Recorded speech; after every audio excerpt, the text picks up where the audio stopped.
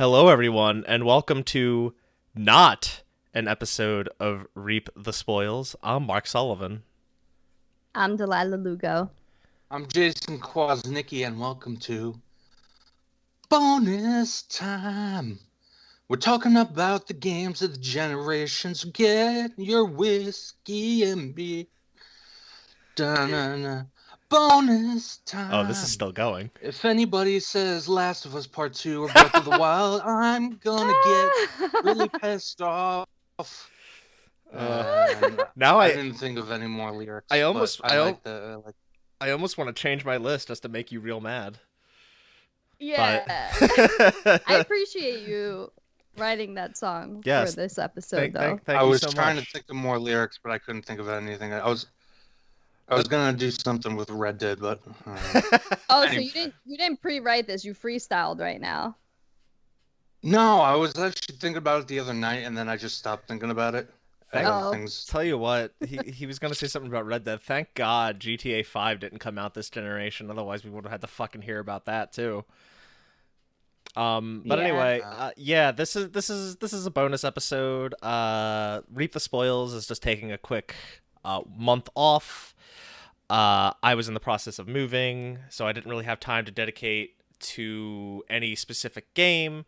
Don't worry, we'll be resuming our regular programming in January, but for now, you get to hear us talk about the Game Awards and the game of the generation, in our opinion. Like, we're going to give our top fives, but we'll get to that later. Let's talk about the Game Awards, guys. Yeah. I watched some really funny compilations of streams of like popular YouTube and what do you call it, Twitch streamers when their reaction to the Game of the Year award, and they were like all universally like, oh well, good Game of the Year, see you next year, and like the chats were all pure salt. They were all like, boo, FFFF.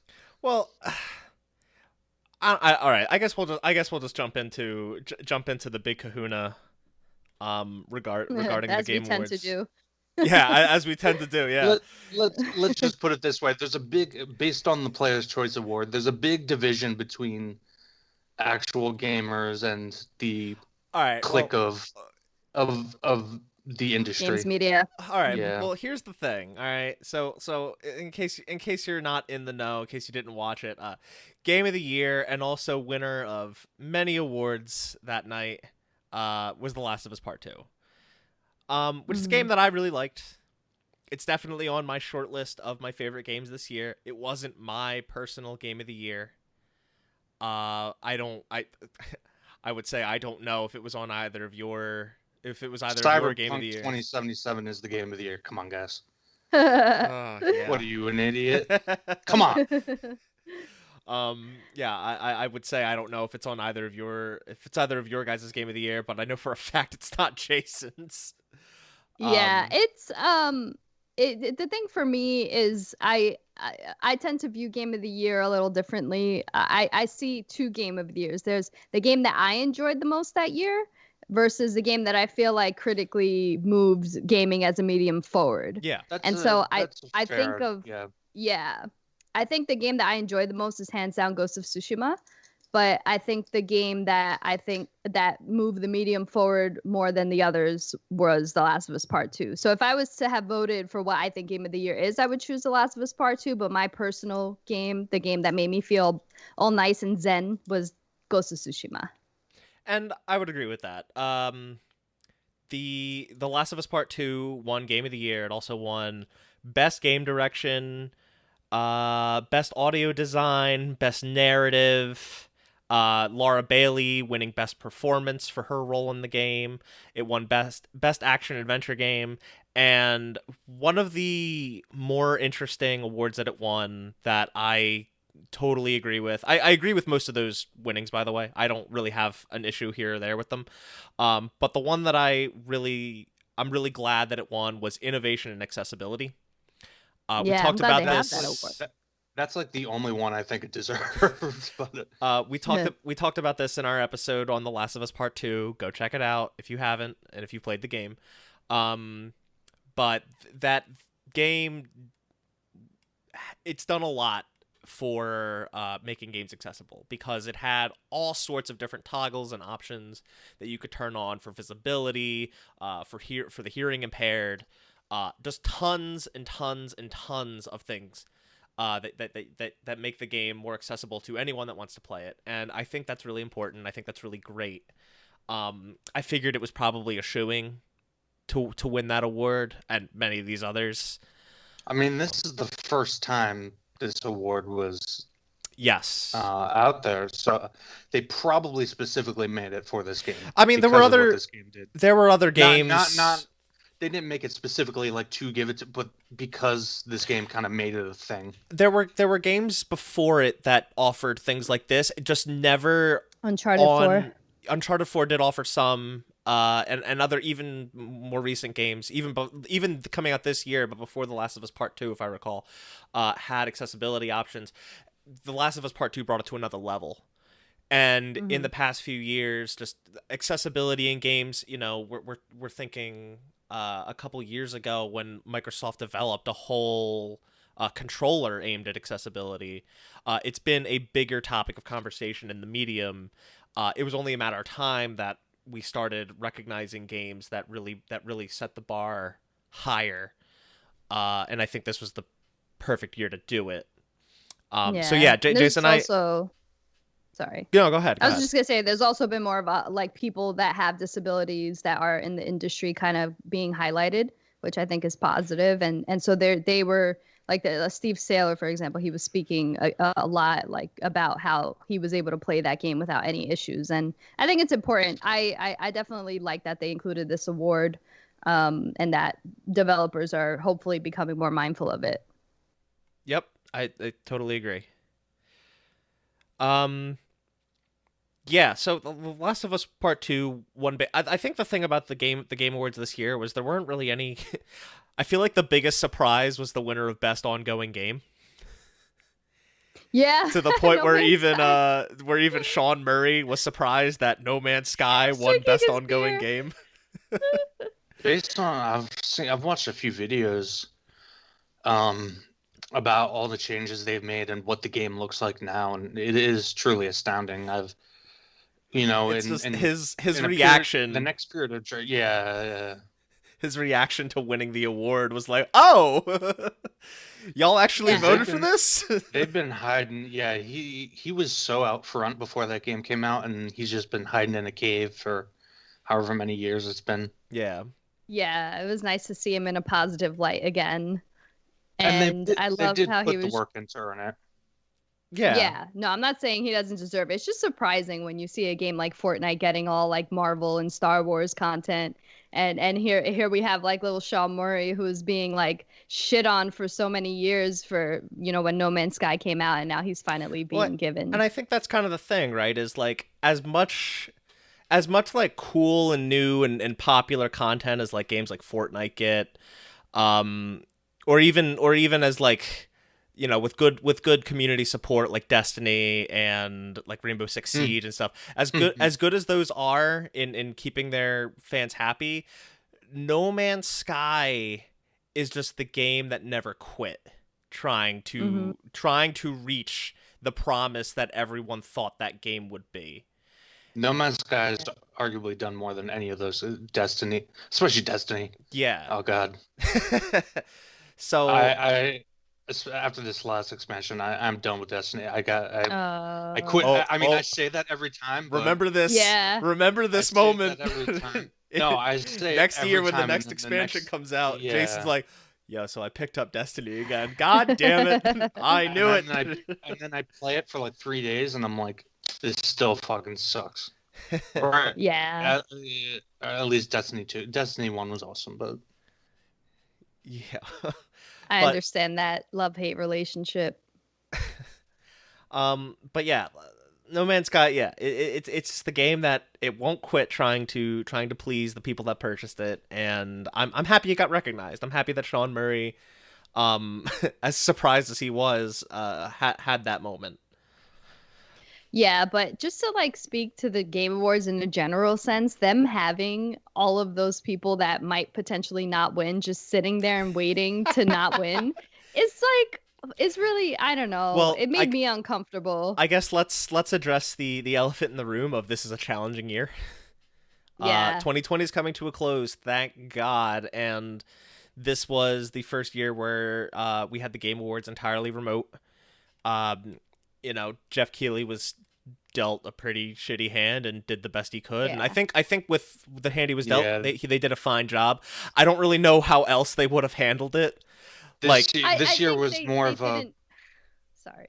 Yeah. No, you go. I was just gonna say I think he did his best, but I feel like they maybe didn't need people in the background while the winner was being announced. Like they could have just showed the winner at that point. It's like it's if you're doing it live in an auditorium with an audience, it's like everyone's you don't think about it. Everyone's sitting there in the audience waiting, like, am I gonna win? Am I gonna win? But they're not put on the spotlight nearly as much as having 5 faces in Zoom calls, like sitting there waiting, like, am I gonna win? Am I gonna win? And like it's a difference of having a whole audience of people and then having 5 people on camera right there. There's a difference of focus there, and I get how that's kind of uncomfortable. No, very uncomfortable. But there wasn't really any other way they could have done it, because otherwise they call the winner and then they have to call the winner, be like, hey, you're the winner. Give a speech. Like having them on standby, they kind of have to do that to keep the element of surprise and have them ready to go. That's true. What were you gonna say, Jason? Oh, all I was gonna say was this year more than any other year, definitely, especially it could have been shorter, or at the very least, rather than running down through a lot of the awards and just saying who won and not really focusing in on them. It felt this year particularly a lot more like a big commercial at times, just because they didn't really have much to work with in terms of like announcements to pepper in. There was some stuff there. I'm not saying there wasn't. I have a huge list of announcements. I felt like this show was actually loaded with announcements, more so than years prior. But I'm talking like big stuff, like gameplay reveals. Like the massive, like we got a Mass Effect trailer, but keep in mind we got an Anthem trailer of somewhat the same magnitude 2 years before the game was even in development. Like, yeah, I to your point, like I am tired of teaser trailers or just like cinematic trailers. Like I just want gameplay, and really the only game we got that for, I think, was the new Left 4 Dead Back 4 Blood game, which looks pretty fun. Yeah. And the that's not true. There were some other smaller things. There was like the Evil Dead game. There was the Warhammer 40K game. They showed gameplay for those? I don't remember. Yeah. We also technically saw gameplay for fucking I don't want to talk about announcements quite yet. I want to get back to the awards for a second, but we did see some gameplay for fucking Sephiroth and Smash. That looked good actually. Smash. Everybody knows what Smash is. Yo, but Sephiroth and Smash, Jason. Yeah, but it's just like a skin for he's gonna play it the same as. No, he doesn't. One of the. That's not how Smash works. Literally, all the fucking Fire Emblem characters are the same thing. They play the same. I don't know. Maybe I haven't played the new one, but that's how it always has been. If that's what you think, then it's been a while since you played Smash, buddy. I played the one on the Wii. That was the last one I played. Yeah, that's not the case anymore. But anyway, I want to double back to awards. I want to finish talking about the awards. We all liked Ghost of Tsushima quite a bit. Mm-hmm. I think. Is it safe to say that's everybody's personal? It should have been Game of the Year, yeah. Is that everybody on this show? Is that everyone's personal Game of the Year for 2020? No, I'm gonna say The Last of Us Part 2, but okay. I did enjoy that game the most. Okay. It's just not my. The critical piece part of me comes in a little bit. No, that's fine. I think Jason. I would say for both my personal enjoyment and for what it does. Of the games that I've played, what it does for gaming, Ghost of Tsushima. From a design perspective, from narrative perspective, from a director perspective, the director of Ghost of Tsushima deserved that way more than Neil Druckmann. Just for the singular vision, the way he truly brought. I mean, looking at the directive style of Akira Kurosawa and how he brought that, he translated that from film to game. As a big fan of Akira Kurosawa films, to just the granular details of having motion in every shot, and that influenced even gameplay aspects like the winds, not constantly going to a static map. Just a lot. I could go on and on and on, but well, it seems like a lot of players agreed because Ghost of Tsushima did win the player's voice award, which was 100% voted by just the people, not the jury. It had no influence from the jury in charge of voting on the awards, which the players do also have a voice in, just not nearly as big as player's voice, which is entirely 10%. voted on by them. And it came down to the wire, to just so everyone knows, like, I think the last round was between, what was it? It was, I think, was Final Fantasy VII Remake in there? yes, I know Doom Eternal, Animal Crossing, Ghost of Tsushima, and The Last of Us Part 2 were. Hades. Oh, it might have been Hades, not Final Fantasy VII Remake. I can't remember, but I know at the very least those were in there, and I know that The Last of Us Part 2 was leading by quite a bit at a certain point. I don't think Ghost of Tsushima's win was a swooping win. It wasn't. It wasn't a win that it was 50 something percent, and Last of Us 2 was at like 20. It was it was somewhere in the high 20s, low 30s. I think it was closer than that, but I can't quite remember. Point being, though, Ghost of Tsushima did win the Player's Voice Award. It also won Best Art Direction, which couldn't agree more. I think that the game was gorgeous itself, but the art direction of the game even more so. Yeah. And like Jason said, the implementation of like the Kurosawa films, and it was just the most beautiful game I've ever played. Yeah, this past generation in particular, really hard to beat that game's presentation. In the type of game that it was, at the very least. But yeah, that's all Ghost of Tsushima won. Two big awards, I think great awards to win, but that's kind of it. Do we think refresh my memory? Was Ghost of Tsushima even nominated for score? If you guys, I feel like I don't remember seeing it for score, which is if bullshit. you guys want to vamp, I can look that up. Yeah. I mean, that score was just amazing. Like same concept that Jason keeps bringing up, like implementing the Akira Kurosawa movies into the game. Who won score again? Best music and Final best Fantasy score. VII. Yeah, which I can't as much as I liked Ghost of Tsushima's score. I can't disagree with Final Fantasy VII Remake winning. Because you're essentially taking like the greatest game composer of all time and just riffing on his work. You can't beat that. Like, yeah, I have mixed feelings about it because I feel like it's not fair because it pretty much used the same score with some remixes. There wasn't much done to create like. I will disagree. No, I'll disagree pretty hard on that. Just as somebody that's really familiar with that music, they did a lot. There's a lot of original tracks. There are lots of remixes, but there's lots of original music. The original tracks in that game aren't that great, though. It's really the orchestrated remixes that I won't disagree with, though. Yeah, that's for sure. Some of the original music didn't click with me very well.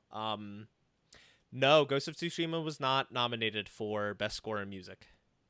The nominees for that were Doom Eternal, which I don't agree with at all. Doom Eternal's soundtrack.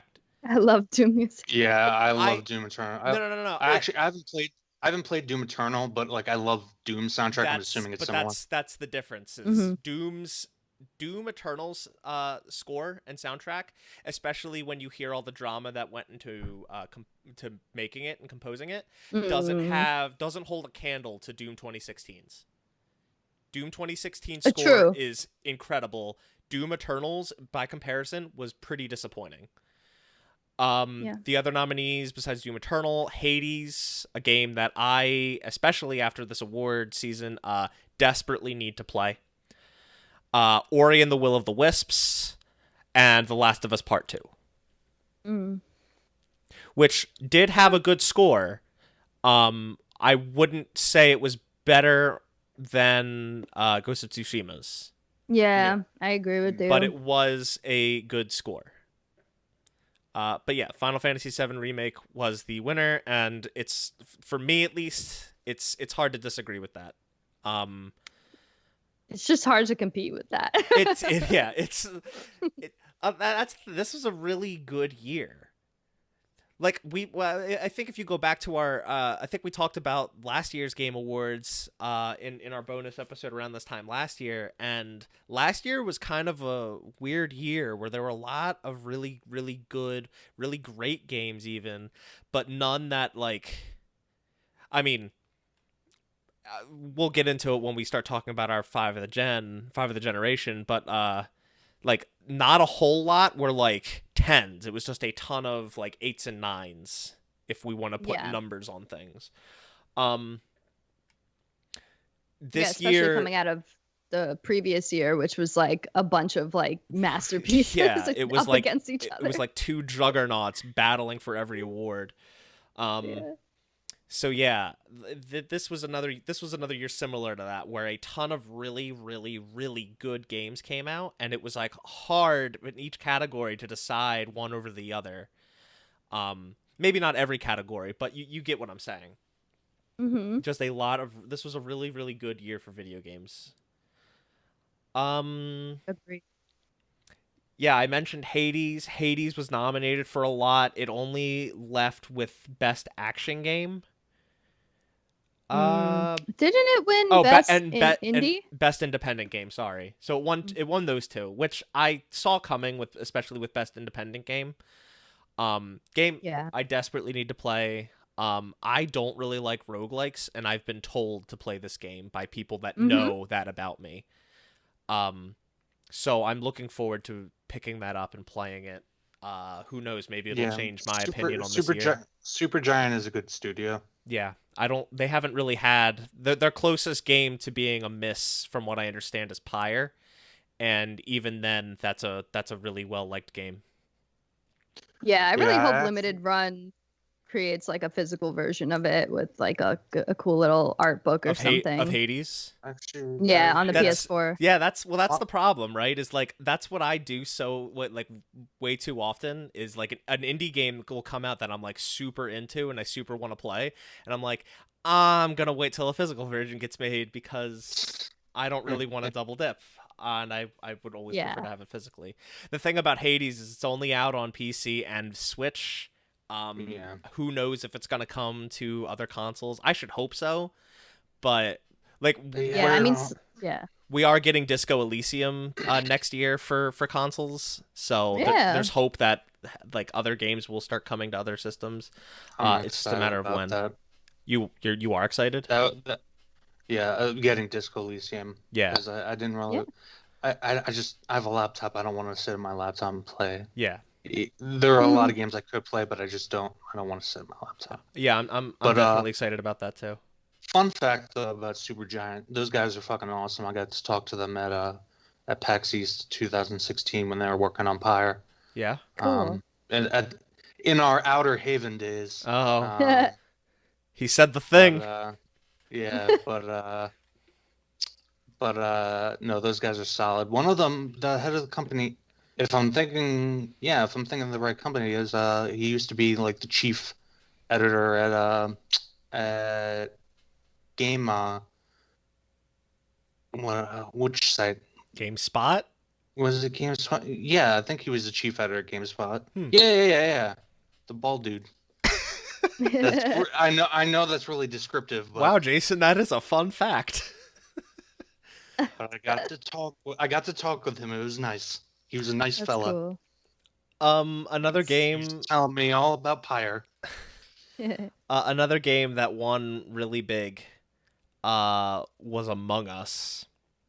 Which wasn't even a 2020 game technically. Yeah, it's really funny that that was like, yeah, it's weird, right? Because it came out in 2018 and no one paid attention to it, no one cared about it until this year, and this year was when it skyrocketed, and I guess they're counting it because this is the year it came to mobile, I think. Yeah. And it's the year when it really blew It's up. also it's so weird, this new environment where like an indie game will be popular for a few weeks on Twitch and then will kind Yeah. of disappear. So it's like, yeah, technically it's been out, but this was when That's the thing is, especially for this one, it hasn't been a few weeks, and it's still going, and it's not losing any steam. It just came to Switch. I guess I'm referring to a lot of games like Fall Guys and No, Fall no, Guys. yeah, was Fall Guys did win Best Community Support, which is great, but that game didn't hit like the same peaks that Rocket League did. Fall Guys was another game like Rocket League that when it launched on PS Plus, so everybody that's a subscriber was able to get it for free right when it came out, and it did have its 15 minutes of fame. Fall Guys was immensely popular for a few weeks and now has kind of died down. A few of my friends that I know were really big on it when it came out. Like, I asked them. It's a fun game. Yeah, it is fun. Really fun. But I asked them, like, have you been playing this? And they said, no, I haven't played it since a few weeks after it came out. Like, it didn't really have that momentum, as weird as it seems, because, well, I can't say that because it's still a really popular game. It just, it hit a peak really early on and has just faltered from there. Yeah. Unlike something like Rocket League, which became its own esport and is still immensely popular. Yeah. I will say I'm not really into these types of games, but I will say I felt something in my heart every time these guys who worked on Among Us won an award, and like they were crying. The first award, the girl was like on the verge of tears, and then the second one, she straight up crying. You can see their other friend on the phone with them, and she's like crying on the phone. And I was like, you know what? I don't care what this game is. Like, good for you, man. Good for you. Yeah, it's a small game made by a small team of 4 people, and not smug ass Neil Druckmann. You guys, good for you. It's the little guy. I want it to be noted that the only person taking jabs at Neil Druckmann is Jason. Go ahead, Delilah. Yeah. What were you gonna say? They had the cool Jeff Keighley crewmate in the background, which I thought was really cute. Which became an actual mask in the game. Yeah. They made it available as like a Twitch Prime loot thing, like a loot drop or whatever you could get through Twitch. So you could have Jeff Keighley's face on your crewmate. Yeah, I haven't played Among Us much. I played it a while when it peaked for like a few sessions with friends. And it's a really good game, and it's mostly because I always loved the game Mafia growing up. Like, that's something I used to play around campfires in college. Like, you know, when I would do my wilderness skills group class. Don't ask me why I did that. I'm into shit like that. What is this, like fucking Skyrim? Like, you're just pretty much. You're walking around, it's like wilderness skills +1, like the drum. No, we had to like go camping for a week, and that was like 51% of our grade, and we had to like canoe from one campsite to another, and if your shit like fell in the water, you were kind of screwed for the whole trip unless people helped you out. It was pretty cool, actually. I really enjoyed that trip, but it you know, long story short, a bunch of the college students played Mafia around the fire, which is like essentially a card game where you're figuring out who the killer is and stuff like that. Yeah. And this was like a way to do that virtually, which I think was really cool. And I'm surprised it took this long for it to become popular, because that game is very addictive and interactive and fun. Yeah, I know my girlfriend, she works with kids, and they had like Skype meetings, Zoom meetings and whatnot. I know she plays it with them. So Yeah. I did it for a team building when I became a supervisor, and it was pretty fun. It's a really good game. Yeah, it won best mobile game and best multiplayer game.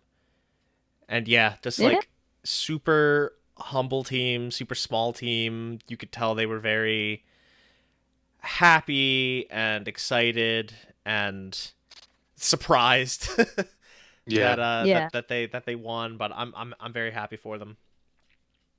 Same. Um there's only a few more that I guess double back to Final Fantasy VII Remake, another one of my personal favorites of the year. It got best score in music. It also won best role playing game, which was what the bare uh, minimum of what I was hoping for it to get. Yeah. I Do don't see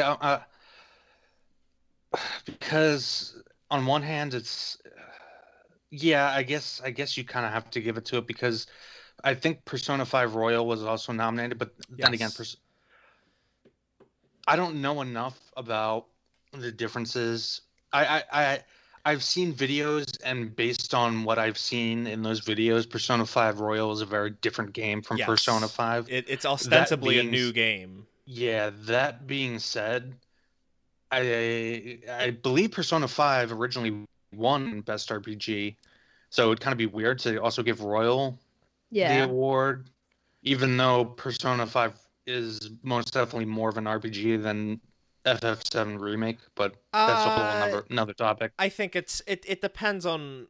I wouldn't agree with that. I feel like you can't have such strict guidelines onto as to what an RPG is and what being an RPG means. Um, Yeah, it's a whole nother topic of debate. Like I yeah, would argue it's as much of an RPG as like God of War 2018, but it's a whole and nother debate. to just go ahead and confirm, yes, in Game Awards 2017, Persona 5 was the winner of Best Role Playing Game. Also Hmm. nominated for that category that For Game of year. the Year. Huh, what's that? Wasn't it nominated for Game of the Year? Game of the Year. It was. Yes, that's true. I did not Yeah. remember that. Also nominated for best role playing game that year, though, was Final Fantasy 15 and Near Automata, which I'm sure will be brought Oh up man. later. Wink, Yeah, wink, well, I nudge, haven't played nudge. that game. we'll talk about that game. Yeah. Um. So yeah, I'm pretty happy that that won best role playing game. I definitely voted for it. I think That's it was a fair. very Yeah. stellar game. It was my second favorite of the year. It was really close. It was really hard for me to decide between Ghost of Tsushima and Final Fantasy VII Remake, but I ultimately had Ghost so of much fun Tsushima. playing Final Fantasy VII. Yeah. I was just smiling the whole damn time. Yep. Um. Best VR AR game, a game that like none of us have played, but I'm sure we all want to play. Half-Life Alyx. Yeah. I wish they It's would just release a normal version of it because I love Half-Life and I Half-Life wish they 2. or at the very least I wish they would release it for other more accessible VR platforms, because it's VR is if video gaming is a luxury, VR is the most luxurious of the luxuries right now. It's the, Mm. it's the Ferraris of It's a platform. It's a platform for a platform. So like yeah. even getting in on the lowest barrier to entry with, I would say, probably PSVR in terms of like true VR experiences. I don't want to count like Google Cardboard or the Samsung one where you put your phone in the device. Yeah. For a true VR experience, let's start with the bare minimum being PSVR. It's the lowest barrier to entry. You still need to pay, I think it's down to maybe 250 to $300 for the VR headset, on top of needing at least a $200 PS4. You're dishing out some dough. You're Yeah. dishing out some dough, and that's only locked to that ecosystem. Getting to play Half-Life Alyx, you need a good PC to run it, and then one of the PC centric VR headsets. It's a very To high be barrier to entry, Yeah, And to be fair to them though, I do not think Half-Life Alyx would have run on PS4. probably not, but it still. I'm not saying that they need to move it to that platform. It just sucks that they can't or they haven't, and so few people have had this up for consideration because so few people have been able to actually play it. Like Yeah. the game came and went because just no. It's not that nobody wants to talk about it; it's that nobody can. Yeah, A it's lot of almost folks like, are kind of locked to watching playthroughs of it because they just can't afford to play it.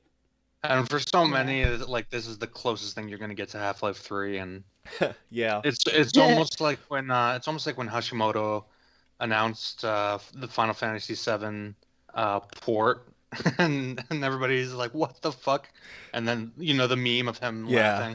laughing. And from what I understand, it does. I don't know much about it, and I don't want to get into it for anyone that wants to know as little as possible. I believe it does tease more to come in its end. So hopefully more Half-Life is coming. I mean, I think Another 20 years. Valve would be ridiculous to let it die. I'm glad they didn't with this, but I think they need to maybe prioritize it, prioritize their franchises a little more. I mean, we saw, we brought up Back 4 Blood. It is made by the people that worked on Left 4 Dead, Turtle Rock Studios, and it's Left 4 Dead. Yeah. Even down to having the 4 in the middle, like the number 4 in the middle of your title, like it's Left 4 Dead. It looks great. It's really exciting. Because that's been a gap since 2010. We haven't had a new Left 4 Dead. Play Left 4 Dead. Yeah, people still play Left 4 Dead. Because they have nothing else. Yeah. You know? People still play all the titles from the Orange Box. Mm-hmm. Well, yeah. Crazy. The changes though to Team Fortress 2 break my heart, but if we could go back to Orange Box era TF2, like just vanilla TF2, I would be so happy. Like if they started selling like a TF2 classic that was no patches, nothing, just like original TF2, I would buy it in an instant. But yeah, that's neither here nor there. Another award game that I've had on my to playlist for a couple months now. Tell Me Why, winning Games for Impact. Definitely a game I want to get around to. It deals a lot with trans identity in an episodic format, and I really want to give that a shot. Did it complete its season? Yeah. Okay. I'm pretty sure it did. Gotcha. And I kind of wanted to wait until it did so I could just plow through it. Oh god, is that one of those games where it like releases episodically, but like you have to wait like a month? No. It's not the Telltale formula of episodic, where they release an episode just and that say Destiny does that now, where its story is like every 3 months you get a new cutscene. Well, I feel like it's different if it's on some sort of schedule. Telltale's model was they release an episode. It's just like, you'll see the next one maybe in a short amount of time. We don't know. Have fun. Okay. Yeah. But I think the right way to do episodic is to if you're gonna do an episodic release, you have to have a set schedule so people know when to anticipate it. And I think that's what the approach this game took. I think it did release on a set schedule, and it was manageable and didn't leave people waiting long in between. So good on it, and I look forward to giving it a shot. Yeah. There were a couple others. I didn't copy down any of the esports ones because that's not really what the show. I respect esports, not my thing, and not something that this show would focus on. So I didn't bother. No, yeah. I can't speak to that. For a couple other awards, I can just read down them real quick. Best family game, Animal Crossing, New Horizons. No doubt. Yeah. Best family game, jokingly, almost every year is like really the best Nintendo game category. Yeah, that's true. But this year we did have Crash 4 in there, which I find hilarious. Fall Guys. Yeah. I find hilarious that Crash 4 was on there because Crash 4 is ridiculously difficult. I find it hard to Mm-hmm. I find it hard to I find it funny that a really difficult single player platformer was on best family game. It just makes me Yeah. wonder and question, like, what's that category really about? You just have to be a cartoony, like, kiddish aimed game, I guess. Um, Yeah. but best debut was Phasmophobia, which is a game Yeah. that looks really spooky and really cool. I think, Delilah, haven't you played that quite a bit? Yeah, I did. I did. It's a fun game to play with people. It's a ghost hunter game. It sounds corny on paper, but I think you're it sounds essentially just awesome. like finding. Yeah, well, to me too, but like I can see people being like, really. Um, yeah, you basically find clues depending. You have a journal that explains different types of ghosts, like either onis or poltergeists or banshees and a bunch of other types, yuris. And each ghost has a specific thing that they do in the house that you're exploring, or the prison or the asylum, whatever structure you're exploring. And if you see like that it's freezing temperature, you kind of check it off, and it'll tell you which of those ghosts will create freezing temperatures in that space. So it's kind of like a clue game, like you're figuring things out. And yeah, like you'll see the ghost pop up. It'll hunt you every once in a while, and you have to hide and keep your flashlight off until the hunt goes away. And so it's really fun to collaborate with people on that. And it's also was a blast to play during Halloween. But people are still playing it even after Halloween, which is good. I Yeah, thought it was gonna die, honestly. cool. I'm glad it's still around. I again hope it comes to. It's only on PC, right? It's only on PC right now, and it's also still not fully developed. It's still It's like still in pre-release, early access. early access. Yeah, there Okay. you go. Yeah. I so It, hopefully it comes to other platforms. I would love to play it.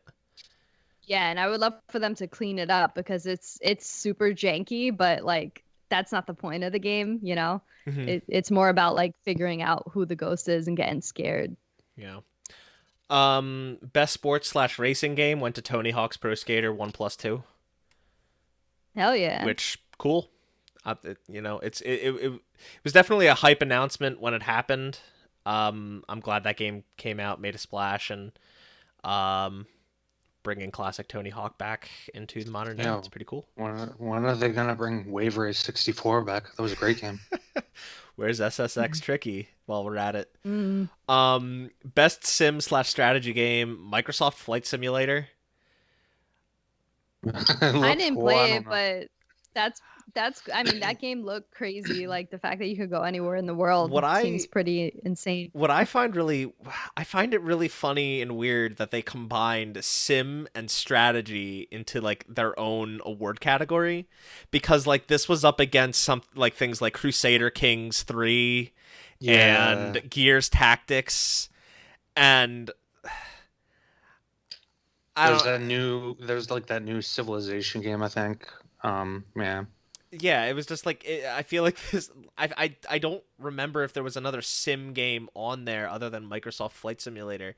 It almost feels like they wanted to give Microsoft Flight Simulator recognition, but they had nothing to compete against in the simulation space, so they put it in with strategy. We're like, okay, fuck all these strategy games. We're gonna give this to That's Microsoft Flight probably Simulator. exactly what happened. Yeah, I don't know for a fact. It's just I found it really weird. Um, Best fighting game went to Mortal Kombat 11 Ultimate. Yeah. Fighting games are weird, man, because like a new version of like the same entry comes out. I mean, I'm not like super into fighting games, so Yeah, I am not the expert, but like I hear like it's like okay, Street Fighter 5 comes out one year, next year it's like Street Fighter 5 Deluxe, and it's like Street yeah. Fighter 5 Triple X. It's like just because they share a number, as long as there's that suffix after it, it's like Yeah. it's seemingly a different game and therefore it still qualifies. Um, it's not like if an HD remaster came out, like that would suddenly qualify for an award. Although I do think there should be at this point, with how many we get, there should be an award for best remaster and or best remake. I agree Um, with that actually. yeah, I'm surprised that we have never gotten that, because so many of them come out. And I'm not opposed to it necessarily. It's just so many come out. Like, why not start giving recognition to that work too? If we're gonna be giving recognition to work, you know.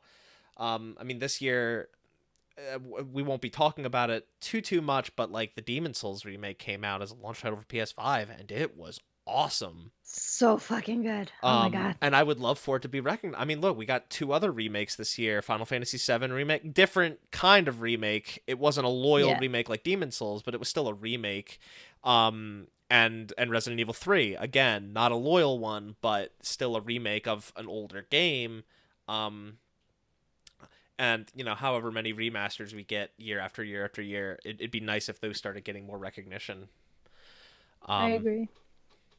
But yeah, the Mortal Kombat 11 Ultimate. And I don't really know her work, but Valkyrae won Content Creator of the Year. Congratulations to her. Yeah. I have no idea who that is. She's super bubbly, high energy, like positive.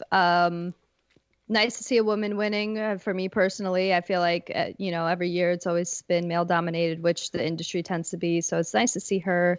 I personally would have preferred like Alana or because of like her, doing so much this year with like different outlets. It kind of would have been a bad look, especially considering she just got hired by a game studio. Like that would have pissed. No, seriously, it would have pissed. They knew it would have pissed gamers off. I don't think that's why she didn't get the award. I'm sure there's not more as popular as Valkyrie. Yeah, it's not the only reason, but like I feel like the quote unquote jury would have. Yeah, but they were probably like that's one reason. I personally did vote for Alana Pierce. But I've been following her since the IGN days. So when I worked at IGN, that was much more of a British accent, but yeah, no, I can't do an Aussie accent. I can only do a British accent. But anyway, yeah. I just want to say something real quick. It's the fine. Thing that bothers me about this is it is a popularity contest. So Valkyrie has like 1 million subscribers on YouTube and probably other social media forums. Alana doesn't have as much, but I feel like Alana does a lot more for the games industry than Valkyrie. Valkyrie literally just streams Among Us every day. Well, and that's nothing nothing against that, but like for me that's not like content creation as much as like what Alana's doing. Like I like her. I enjoy watching her, but after a while I'm like, okay, 2 Among Us games and I'm done watching her, Mm-hmm. Whereas like Alana, like she speaks to different things in the industry and stuff like that. So I mean, I think it depends on what kind of content I guess your audience wants to consume, right? Like there's different types of content out there for different types of people, but your assessment that it's a popularity contest, a popularity contest, I think is apt. I think that's much more the reason than anything, which isn't necessarily a downer on the content that any of these people produce, because obviously you got those followers for a reason, right? Like there's a reason you have so many subscribers. It's it's honestly, not meant to be a jab at anyone. Honestly, when it comes to this award, remember Boogie won this award. Come on. Yeah, you did point that out in the Slack channel, and yeah, he sure did, didn't he? The man who said, "Hey, at least Hitler was fighting for something." I think it was actually at the time it was like trending gamer. Yeah. At the like time it wasn't content creator of the year. It was trending gamer, and Greg Miller also won the award at some point. I want to say 2016 or 2015. So yeah, I mean, it's a point to bring up for sure. And the last award that I guess I want to talk about, just because I'm curious. By the way, I gave Alana Pierce a lot of shit. She could very well be a good like actual game writer, like fiction wise. I feel like her and I never really paid attention to her when she was at IGN. I just felt like she didn't fit the role very well when she moved over to Funhouse. She wasn't very funny. She didn't gel well with them. That's the reason I give her shit. Okay. She could be a fantastic writer for the next God of War game. I don't know. Could. We'll I doubt she's writing the next God of War. No, Pretty sure it's written. Yeah, I'm pretty sure it's written. If anything at this point, like there's probably still writing to be done for things in the Collectibles or game. something. Yeah, collectibles, dialogue, even just like bits of lore in like the journal and stuff like that. So, but regardless, I want to move on. The last award I want to talk about, mostly because I want to know what your guys' answers to this are, the most anticipated game, which was voted on and wound up being Elden Ring from Software. A game that we have heard fucking nothing about since they Yeah. revealed it. You want to know why we've heard nothing about it? As somebody who has a deep knowledge of what it is to be a George R. R. Martin fan, I have a feeling George R. R. Martin has written 0 words regarding that game. No, what And if he's so hard at work on this Miyazaki is game sitting that he hasn't written anything of the next Game of No, Thrones book? Do you know how long it's been since the last A Song of Ice and Fire book? A long ass time. A long fucking ass time. And he's not even halfway through the next one, which is the second to last. It's not even the last book. He's gonna die before the series is over, which isn't unprecedented. Robert Jordan died before the Wheel of Fire is over, but he had a great writer, Brandon Sanderson, come to finish it off. George R. R. Martin is like, I'm good. I got my money from HBO. I'm gonna sit in Arizona and tell you about floppy wieners, and that's a South Park joke, by the way, for those who don't get it. Jesus Christ. But anyway, but that's why I have a feeling at some point George R. R. Martin is gonna drop off this project because Miyazaki's gonna be like, all right, we just need to get the fucking game out. And to be fair, like what makes a From Software game isn't the story, or the lore is fine, but like all he needs is the rights to like the enemy designs and the world building, and he's gonna create a solid freaking game. Yeah. You know? I did find it interesting. Or they could just write some shit and be like, yeah, George R. R. Martin wrote this, but not really. Like I did find it really interesting that they brought on George R. R. Martin, a novelist, to write for one of their games, which I've only ever played Demon Souls and Dark Souls. Well, he's not just a novelist. Before he became famous, before he was even a novelist, he used to write screenplays. Well, my point being, he wrote for fucking what's it called? Famous sci-fi series. It doesn't matter. It's a moot point. My point being is that he is a narrative writer, that a developer who primarily makes more lore heavy games to write for, and not that he can't create lore. It's just it's an interesting choice, right? That's kind of what I'm getting at. But yeah, it's been a long ass time since we've heard anything about that game. Clearly it's on the minds of a lot of people. I mean, I see in prediction threads for every like major Sony and Xbox event that come up, the prediction threads always bring up, are we going to see more Elden Ring? Are we going to see it this time? Yeah. I have a feeling people are going to be disappointed because I have a feeling Miyazaki wants...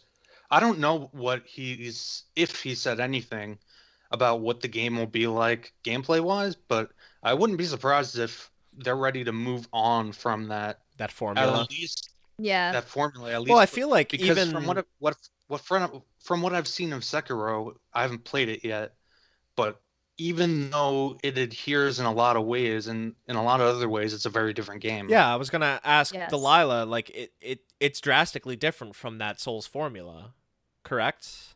It is. It still has the kind of like checkpoint bonfire system, and it's still unforgiving in some ways, but it's more more based on story parrying. focused. It's more story focused, though, isn't it? Like very it has heavy a on Japanese protagonist. lore, mythical. Yeah, I think that's the thing, right? Is like it's not. I feel like a lot of people confuse the design and style of the Souls games as a Souls thing, when really it's a From Software thing. It's just like that design of like the bonfire checkpoints and whatnot is more so like their design philosophy and their design blueprints for their games, rather than a Souls design thing. because they've utilized it in Bloodborne and now Sekiro. I feel like it's expanded past and isn't really a Souls thing. It's much more of a From Software philosophy. But we really don't really know anything about that game. But I guess my question to move on from Elden Ring is unless your answer is Elden Ring, what are your guys' most anticipated games? God of War. It's a fair answer. Whatever the name might be. I think Ragnarok. In our episode we thought God of War Ragnarok. I proposed the idea of Gods of War. Which I think would be pretty cool. Jason, what about you?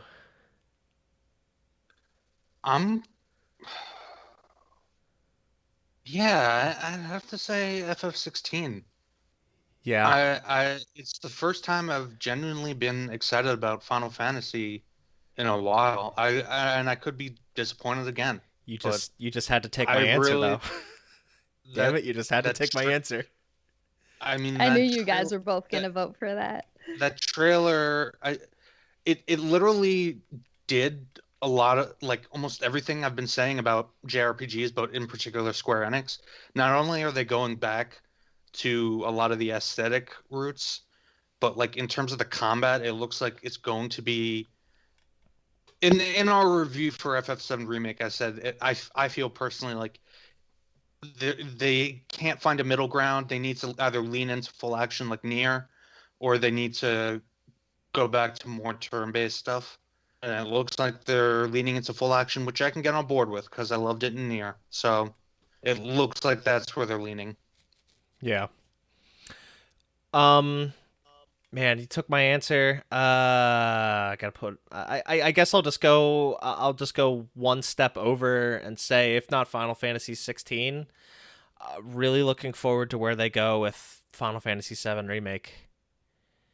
Whatever the next part may be, whenever it may be. I'm very patiently, very cautiously awaiting the direction they go with that timeline.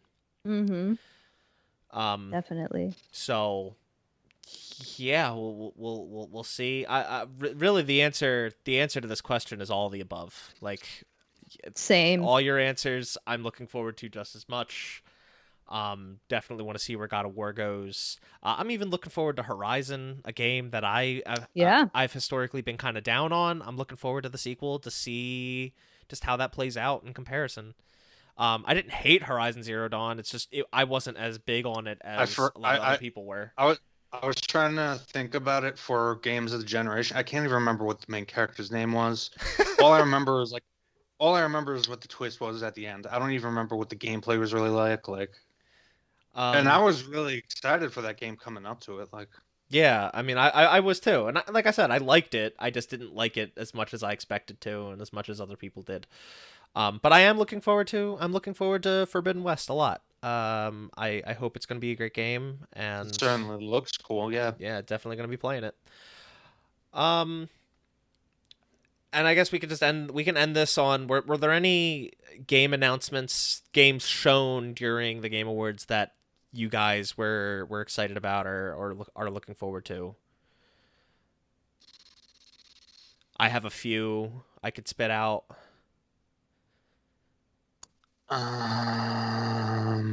That gameplay for Nier Replicant sure looked fucking amazing.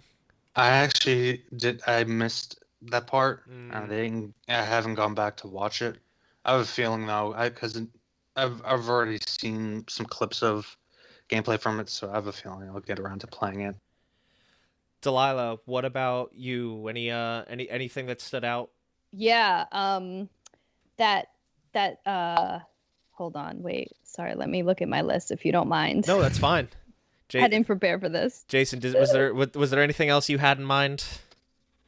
I mean, I definitely am excited that we're gonna get Disco Elysium on the PS4. Yeah, that's great. That's a game that I wanted to get around to playing. I'm like very, very skeptically. Cautiously Again, like I optimistic. was talking about, cautiously optimistic about them at least claiming that they're gonna bring in or bring back the Shepard storyline for the next Mass Effect. But Oh, again, this is a game that we're not gonna get for till like 2024 yeah. at the earliest. Yeah, I just can't be excited for Mass Effect when we're still getting teaser trailers for Dragon Age, and I'm Yo, like, I was telling my roommate Yeah, this, my old roommate who is a massive BioWare fan. Like mhm. going back to like the Knights of the Old Republic days. Huge fan of BioWare as a studio, and I just flat out told him like, dude, it's gotta suck to be a fan of BioWare. Because you Yeah, just get, if you don't get like these short ass teasers, you just get like cinematic teasers, or you just get dev diaries with concept art. You don't see anything concrete for years, and we got that twice in the same show with a cinematic yeah, trailer for Dragon Age. We still don't even know what that game is called, if I'm understanding it. I think it, like, unless yeah, the yeah, game is just flat out called Dragon Age, but I doubt that. yeah. And I right. mean, And then we and get I that mean that teaser at the very end saying Mass Effect will continue. Like, no shit, it will continue. And Yeah. Like, it's of like course it's going Dragon Age to. doesn't even Dragon Age wouldn't even do anything for me because I don't know about you guys. I hated Inquisition. It was the first one I played, and I just hated it. I don't know I how liked you it, guys but felt about it. I could see a lot of people felt like it was bland. I just like fighting dragons, and I like RPGs like that. That's fair enough. It's a But it lot was really I, simplistic. I like fighting dragons too. Mark, do you like fighting dragons? fighting dragons is all right. No, I it's okay. It's a lot of. Did you find the name? Did you find what you were looking Yeah, for? I think for me the most appealing was the Calistoga protocol. Did I say that right? Oh, the Callisto, wasn't it just the Yeah, Callisto Protocol? Callisto Yo, protocol. did you Yeah. see that that's apparently in the PUBG universe? No, what? Yeah. we have a PUBG video game universe now. Yes, we have the PUBG video game universe, and apparently the Callisto effect, or the Callisto Protocol, sorry, is in the PUBG universe. Wait, is that Dead Space like game, Yeah, this right? was that like super creepy ass game. Oh, Yeah, it's that came out that came out after the show. That was oh, okay. that was news that came out not during the trailer or anything. We didn't know until I think a couple days ago that it's supposedly in the PUBG universe. Sephiroth and Smash, which we know will be coming out pretty soon, in about a week from the day we're recording. Callisto Protocol looks really creepy and really scary. Super into it. Back for Blood looks like a lot of fun. Evil Dead the game. Uh, my interest is peaked, but I don't know how that's gonna play. I'm curious to see what they do with that. It's nice to have a release date for Returnal from Housemark that comes out on March 19th. I definitely that game. I completely forgot that was there. That game I think looked a lot better. Seeing all that gameplay, it definitely piqued my interest a lot more than the initial reveal of it. um, definitely interested in Scarlet Nexus. The game I'm probably most excited about that they showed. This is gonna seem really Can I dumb. guess? Go ahead. Is it Perfect Dark? No, it's not Perfect Oh. Dark. Although, yeah, how did we go all this time without talking about probably the biggest announcement they had, which is the initiative, the supposed quadruple A studio at Microsoft is making a new Perfect Dark game. Um, I haven't watched the trailer. I missed that part. it's just very cinematic, but it's a big reveal of a long dormant IP coming back. I definitely look forward to seeing what happens with that.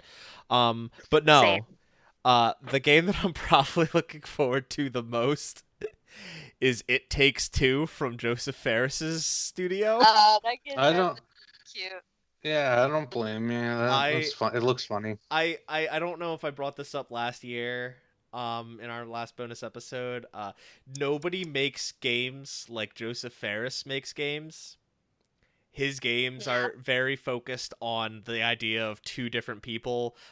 Brothers: A Tale of Two Sons was a single player game where you control two people, but A Way Out was a co-op only experience.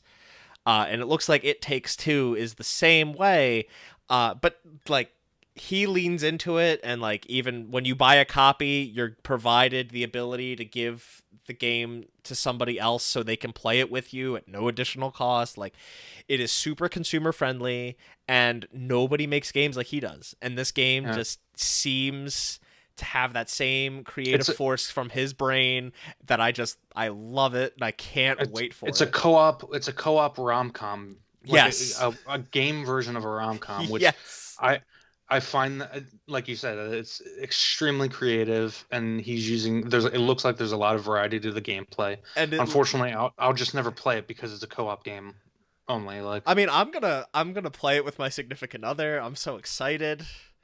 Yeah, can't wait for that game. All right. I think that's all we really have to say about the Game Awards. Just so the audience is aware, we've been having some technical difficulties throughout this episode. So Delilah's audio is going to sound a little different. It's just out of it's out of her control. It's out of our control. It's the nature of 2020. Everyone's home, and the internet is. We're all at the mercy of the internet, right? And podcast recording, that's no different. And yeah, so Thank you for understanding. Yeah, sorry. It's a bonus episode. Her audio is it's not even something I can really touch up and post too well. So sorry. You'll have to deal with it for this episode, and hopefully next episode things will work better. We strive to bring you greatness, and we're still gonna bring it to you no matter what. Yeah. So the Game Awards are done. We're done talking about that. And so is this past generation. This past generation of video games. It's kind of come to a close. And we want to talk about our favorites from this past gaming generation. So we have all come to this episode, this podcast recording, with our top 5 favorite games from this gen. And what that means is the generation arguably started with the release of the Wii U in late 2012. And then for the other platforms started in late 2013 with the release of the PS4 and the Xbox One. So any game released for those systems and on those systems originally up until the release of these newer systems, I think is eligible. It gets a little muddy with the release of the Switch, and if you guys did come to this episode with a Switch game, I'm fine with that personally. I don't really know where the Switch falls in. I don't think Nintendo or any other game an analyst or historian can really tell you which generation the Switch falls into. It's kind of one of those weird cross-generational platforms. Reggie doesn't conform in generations. Are you kidding me? Reggie's not at Nintendo anymore. But he was. He was, but anyway, yeah. So those rules, with those rules set in place, like we all came here with our 5 favorite games of the generation. I don't know about you guys. I struggled like hell with my last 2. Yeah, I personally avoided Switch games in efforts to make this easier on myself. I'd like to sunset the Switch on its own generation cycle whenever the new Switch comes out, whatever that may be. Okay. So that's when I'll really consider Switch games. Like Jason said, they do their own thing, so I'll keep them there. I did limit it to PS4 and Xbox One games to keep it easier.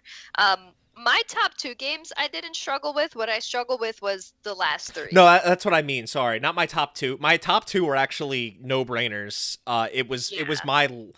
the third one was kind of easy. It was those last 2, like 5 and 4, if you will, that I struggled to narrow down.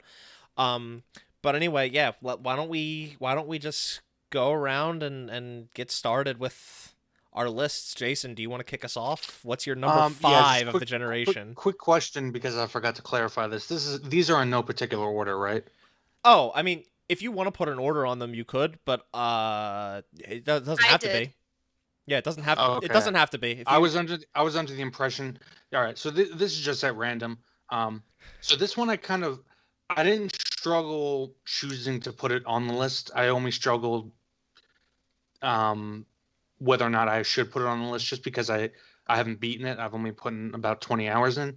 But the fact that 20 hours in, and I immediately was like, fuck yes, this is going on my list, is a testament to how fucking good it is. Dragon Quest XI. Oh, you didn't let Delaila guess. I would have guessed wrong anyways. Oh, okay. I'm sorry. I didn't hear. What were you gonna guess, Delaila? I was gonna guess Persona 5. Oh, okay. See, I thought you were gonna guess The Last of Us Part 2 personally, but Jason, go ahead. Tell us about Dragon Quest XI. So Dragon Quest XI, if you're if you're an olden man like myself or Mark, or an olden lady like Delaila, olden lady is a good thing. Galadriel in Lord of the Rings is an olden lady, and she's the most powerful being there. Talk to us about Dragon Quest. But if you're old enough to have been around in the 90s for the Super Nintendo, for the Sega Genesis and PlayStation N64, all them olden days, this is literally like a Super Nintendo or PlayStation 1 JRPG lifted up, given super beautiful HD graphics and that Akira Toriyama aesthetic, given all the best quality of life upgrades, a fantastic soundtrack just like you used to get, but now fully orchestrated. I've been playing the latest deluxe edition release on the PlayStation 4. The only reason I didn't play it when it originally came out on the PS4 was because the soundtrack was in MIDI. There were legal issues. Basically, the guy who composes the Dragon Quest soundtracks he's the Japanese equivalent of a Holocaust denier. We don't really need to get into it, because I don't need to lecture you about World War II history, but anywho, the game is fucking stellar. It's turn-based combat. That's all it is. And to all the people who say that turn-based combat doesn't work in RPGs, chess, motherfuckers, chess. Like, it's such a fucking stupid statement. Like, it's a timeless game mechanic, and it works beautifully.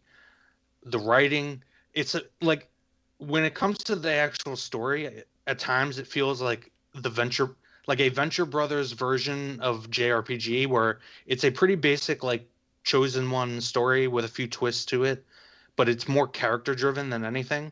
And the game is extremely aware. I mean, the main protagonist is silent. You give him your name, whatever. Yeah. Anyway, the point being is the game is extremely aware of itself. Even the characters acknowledge, like, how ridiculous it is at times, what they're doing.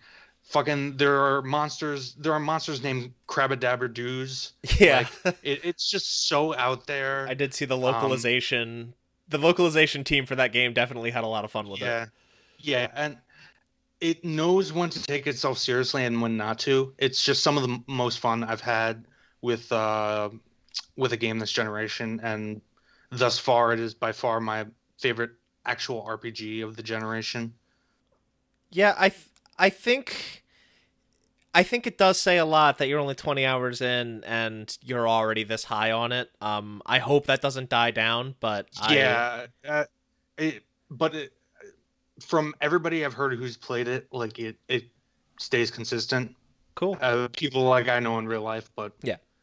And those are people who are not like hardcore JRPG players. Like, I have a friend at work who I just got him into like Final Fantasy, and he started playing like 6 and 8, and I got to hear him like go through all the twists and turns, and like he played this game before I did, and he was trying to get me to play it, and he's Okay. like kind of like normie, and what you would call like a normie gamer, if you would, Hmm. not to be like condescending.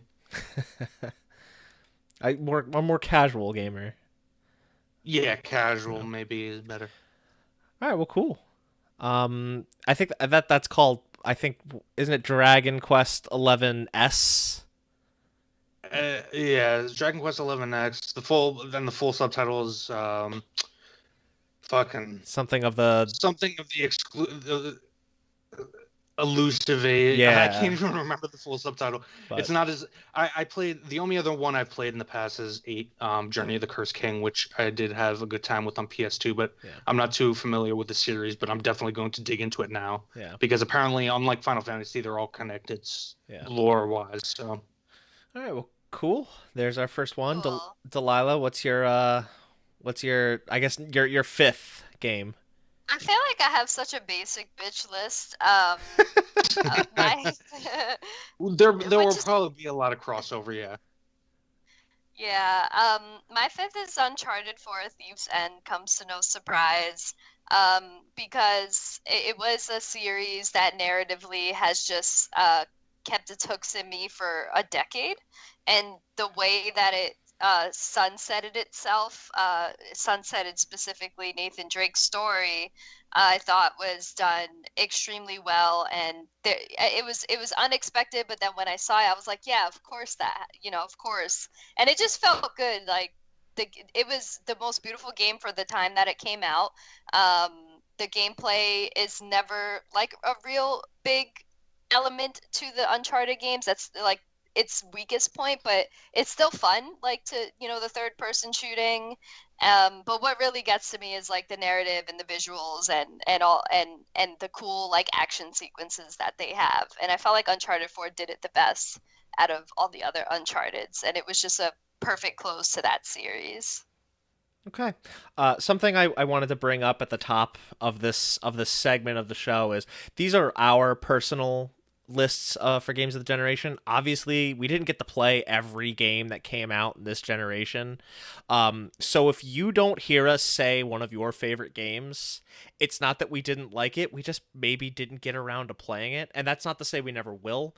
There's definitely tons of games from this generation that I just missed my chance on, and I absolutely want to go back and play them. And Um, if we missed one, tell us about it in yeah, your comments and Oh, actually, reviews. please. yeah. If there's a game that we didn't mention, that should suggest to you that we didn't play it. And if you And think we should play it, tell us in the comments because, and maybe we'll do an episode about it in the future. yeah, Reap the Spoils is always open for suggestions. We will take those suggestions, consider them, and play them. There's a couple games in here that I want to do an episode on. We'll get to that shortly. Um, Yeah. but I was just gonna say the biggest example right now of a game that I personally haven't played that I definitely want to get around to, that I feel like based on what you guys are saying and other friends and based on my taste of games might fall into my top five in hindsight, is like Nier, which I'm sure is probably on both of your lists. oh, that's what I was Yeah. hinting at, Delilah, but we'll get Yeah. there. We'll get there. All right. So my number 5, and I really struggled with this. I made a short list of like 15 to 20 games, and I like the top two were no-brainers. The third one came to me pretty easily. It was those last two that I was struggling with, and how I ultimately made my decision was I looked at each game that I had left and I said to myself, I really liked this. And if that was followed by a but this thing that I didn't like, I skipped it. And eventually I came to two games that I didn't have a I liked this but moment. Mm. And the one that I placed at number 5 was Inside. Oh, that's such a good one. I played Inside, I want to say last year. It might have been the year before that. It was definitely within the past few years. And there really wasn't anything I didn't like about that game. I played Limbo years prior, the other game from Playdead being the studio. I played Limbo years and years and years ago, and I felt like Limbo's puzzles could be a little heavy-handed and just like overly complicated at times. Inside was like the perfect balance. You're presented with a puzzle, and it's like it could be wide in scope but still give you hints on how to solve it, without being too overly obvious, and every triumph feels like a triumph that you earned. The story is extremely vague and left open to interpretation. It's both a beautiful game and a highly disturbing game that really stuck with me, and still sticks with me. I still think about the way that game ended, which I will not spoil for anybody that I can convince to play that game. Please go play it. And something that I feel like goes very overlooked, and something that I really have come to like in the past few years, are these games that you can sit down and play in like a single sitting, maybe 2 sittings max. There is something so nice about just being able to get through that. It's like watching a movie, right? It's like you sit down and you sit down for 2 hours and watch this film, and it's done. And you got that whole story right there. Games like Inside do that in an interactive format, and I think it's great for that. I've played plenty of other games that do the same thing, but Inside it has really stuck with me in a special way, and I can't recommend it enough. Inside is top 10 for me for sure, without a doubt. And not everything you mentioned, but also like the way they use lighting and implement it into the puzzles was so fucking genius. Like, not just from a visual standpoint, but from like a gameplay standpoint. I love that game so much. And even perspective with how it's a 2D game. You only really move up, down, left, and right. But you're still moving through 3D environments, and they kind of do some clever camera work, and just changes on perspective at times to kind of get you through that. It's super creative and super well done. Can't recommend it enough. Yeah. Jason, what's your next one? So I'm gonna go on the way back machine to the very beginning of the generation. And this is another one I struggled with, because while I do have serious criticisms of the game, regarding one section of it, overall, specifically when it comes to gameplay, this has some of the best gameplay of the generation, and that is Metal Gear Solid 5. Cool. In no other game can you sneak up on a guard, plant C4 on his ass, wait for him to drive back to his base from literally miles away and watch through binoculars, and then watch as he gets out of his Jeep and walks into the room into like a shack with a bunch of other guards and fucking blow up the shack with all the guards. In no other game can you have your dog fucking run and take people out while you ride around on a horse listening to David Bowie. In no other game can you have a Jeep dropped in via helicopter on top of enemies attacking you. Like, it just perfected every game that has third-person shooting action like that throughout the rest of this generation has literally taken parts all the way up to, I'm sure you guys will talk about The Last of Us 2 and its gameplay. The Last of Us 2 straight up takes elements from Metal Gear Solid 5's gameplay. Oh, hell yeah. Now, when I talk about criticisms, I'm obviously talking about the story. Although, to be fair, I don't think that was the fault of the developers. And that's been chronicled enough. At least not entirely. We don't know and at least not entirely. We don't know the extent. But in terms of an actual game and the value you get and how much fun you have in the time you play, ultimately, it doesn't bear down too hard unless you're a really hardcore Metal Gear fan that was looking to like the ultimate resolution of the series, bringing it full circle. Yeah. As a game itself, and honestly, it tells a lot of its story and gets across a lot of its theme through the gameplays, which is another thing I like. In the way that you create the network of military private military PMCs, Mhm. and you're trying to get the nukes and all that stuff. There's a meta narrative. Yeah. That will be a theme throughout all my picks. I was looking for games that further the use of games as a medium and using their uniqueness in terms of interactivity to further storytelling. Like I was just talking about how Dragon Quest XI like is very self-aware of being a game and uses its game tropes to its advantage and how it presents the story. Metal Gear Solid has always used gaminess to tell stories. So yeah, Metal Gear Solid 5.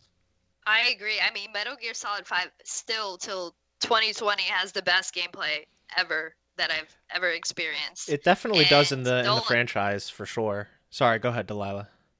I was just gonna say period, not just even the franchise, but yeah, the only thing about it that turned me off besides the story was like the open world just didn't feel open enough. I felt like a lot of times I was forced down a certain path before things finally opened up, and I didn't feel like I could explore that world the way I wanted to. That was my only downfall of that. But in terms of gameplay, yeah, that nothing could touch it. Delilah, what's your next number 4? My next, Jason's gonna hate me for this one, but Red Dead Redemption 2, actually, I think it is the best open world game ever. The only game, only because I don't really like westerns. Like that's not a setting that appeals to me. I prefer like high fantasy, like Skyrim, and The Witcher 3. But for a game to be in a Western setting, that doesn't really appeal to me, but still create a world that I was so curious to explore that I still think about going back to, is really a testament, because there's a lot of really good open world games.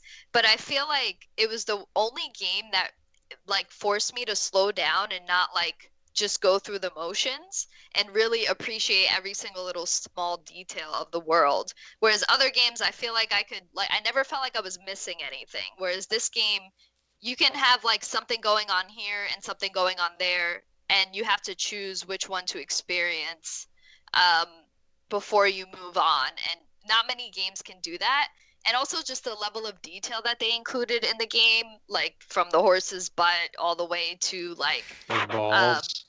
the balls. Yeah, it's very hard for a game to be that polished with an open world setting like that, and have that much detail. The weather effects are no one can stand against the weather effects in Red Dead Redemption 2. I haven't seen a game that has better weather effects, which I'm really a sucker to. I'm really a sucker for weather, just being able to see I'm riding my horse through, it's sunny, and then all of a sudden I see this real dark cloud coming through so organically towards me. And I took so many screenshots of this game, despite me feeling like Ghost of Tsushima is more beautiful. This one was beautiful, but with graphical fidelity. I really enjoyed the story. I really enjoyed the side missions. I felt like everything I did in the world had an impact on other things. I never felt like anything I did just didn't matter. For example, not to spoil anything, but I released a robot, and later in that game, hours later, I found that robot killing people. And I didn't realize that would be the consequence of that mission, but it was. And it was the only open world game that I felt like everything that I did had a consequence, and I think that was so hard to do for an open world game. So I'll just note that I mentioned Red Dead 2 being angry about it. I was kind of when it comes to Red Dead 2, I'm kind of joking. I was more disappointed by Red Dead 2, just because I love the first one so much, and I love westerns.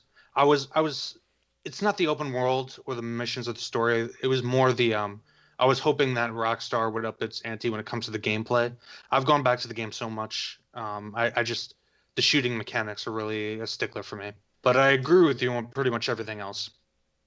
Yeah, I agree. I agree with the shooting mechanics for sure. It's the same thing with Uncharted. It's everything but the combat, and even then, it's still fine, because they're not. Well, at least Red Dead Redemption 2 is not a third-person shooter. It just, I really love that game.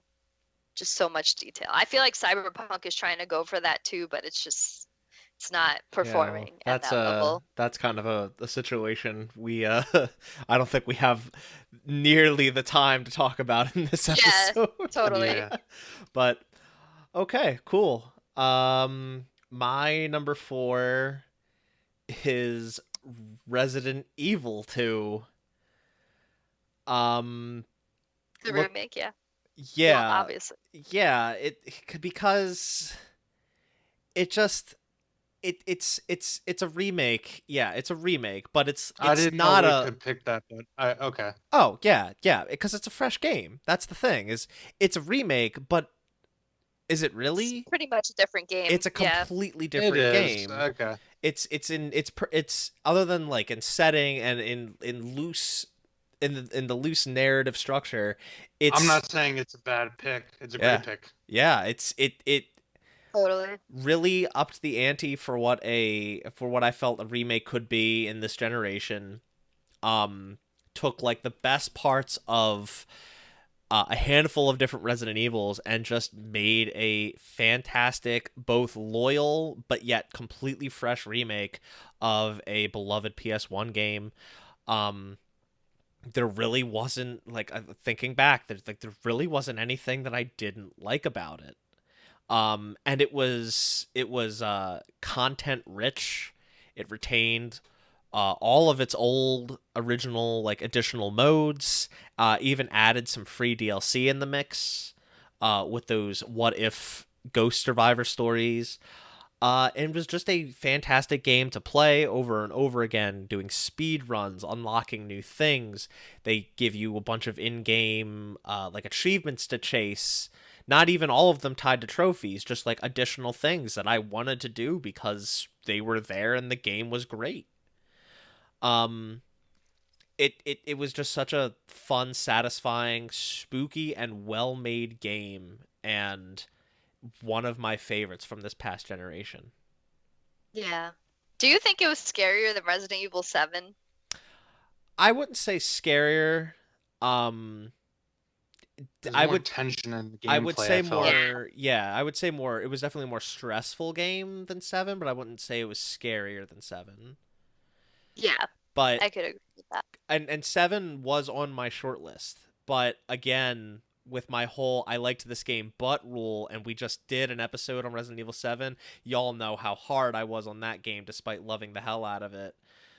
Resident Evil 2, when put up against that, Resident Evil 2 took everything great about 7 and just perfected and made sure that there were no glaring flaws like 7 had, at least in my opinion. Yeah. Yeah, I Totally. really loved Resident Evil 2, and yeah, my number 4. Jason, what you got Can next? I just say before Jason says his number 3, Resident Evil 2 was my game of the year of 2019, and then I played Sekiro like in 2020. Like that was the first game that I played in platinum for 2020, and they wound up being tied in the end. But it like when I think back on like what did more for gaming as a medium, I still think Resident Evil 2 did more in terms of like what remakes could be. So I like that pick, and I want to talk about it because I could pick all these games for my top 5 for different reasons. Yeah. So I have to like reflect a little bit, and I really enjoyed that game. Yeah. Jason, what's up next for you? Which one did we want to go into first of the 3? Yeah, I guess we'll do this one. Bloodborne. Oh. Bloodborne was. I had played Souls games before that. I played literally 10 minutes of Demon Souls when it first came out. I couldn't get past the Dragon Bridge, and I was like, "Fuck this," and never picked it up again. That's like the very early one where it's like the dragons swooping down every like 5 seconds to burn you up. I never picked up Dark Souls 1. Dark Souls 2, I picked it up, but there's a lot of good going for it, but I mean, you don't even have full 360-degree control. There's a lot of shit that's just annoying about that game. So I never got too far into it. Bloodborne, I was the first one I could fully get through, and not only did I fully get through, despite the fact that I'm such a big fantasy fan, the Victorian setting, the way that story unfolds, where it starts with you just coming into this Victorian city as just like you're a hunter, you're coming to kill monsters, and slowly becomes a mind-bending H.P. Lovecraftian story of alternate dimensions and crazy gods, and the way that it perfected, not just in my opinion, in the opinion of the creators, they believe it's their best game. And from what I've seen on polls and such and Reddit, a lot of people see it as the best Soulsborne game. It sped up the combat a little bit, made it less clunky, added cool things like guns, and made it so that instead of having like every boss just be some massive clunky monster, you had those awesome one-on-one fights with God, what's the one that comes to mind is that priest. What's his name? Delaila, you should know this. Yeah, Father Gassion. Yes, and stuff like that. Like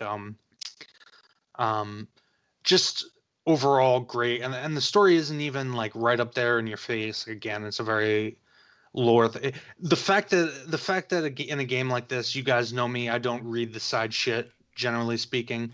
So the fact that I was getting into this game, the lore and shit. And then, of course, there's like the choice in the end, like, and there's multiple different outcomes depending. And I won't spoil it, but really trippy. Some of the endings. So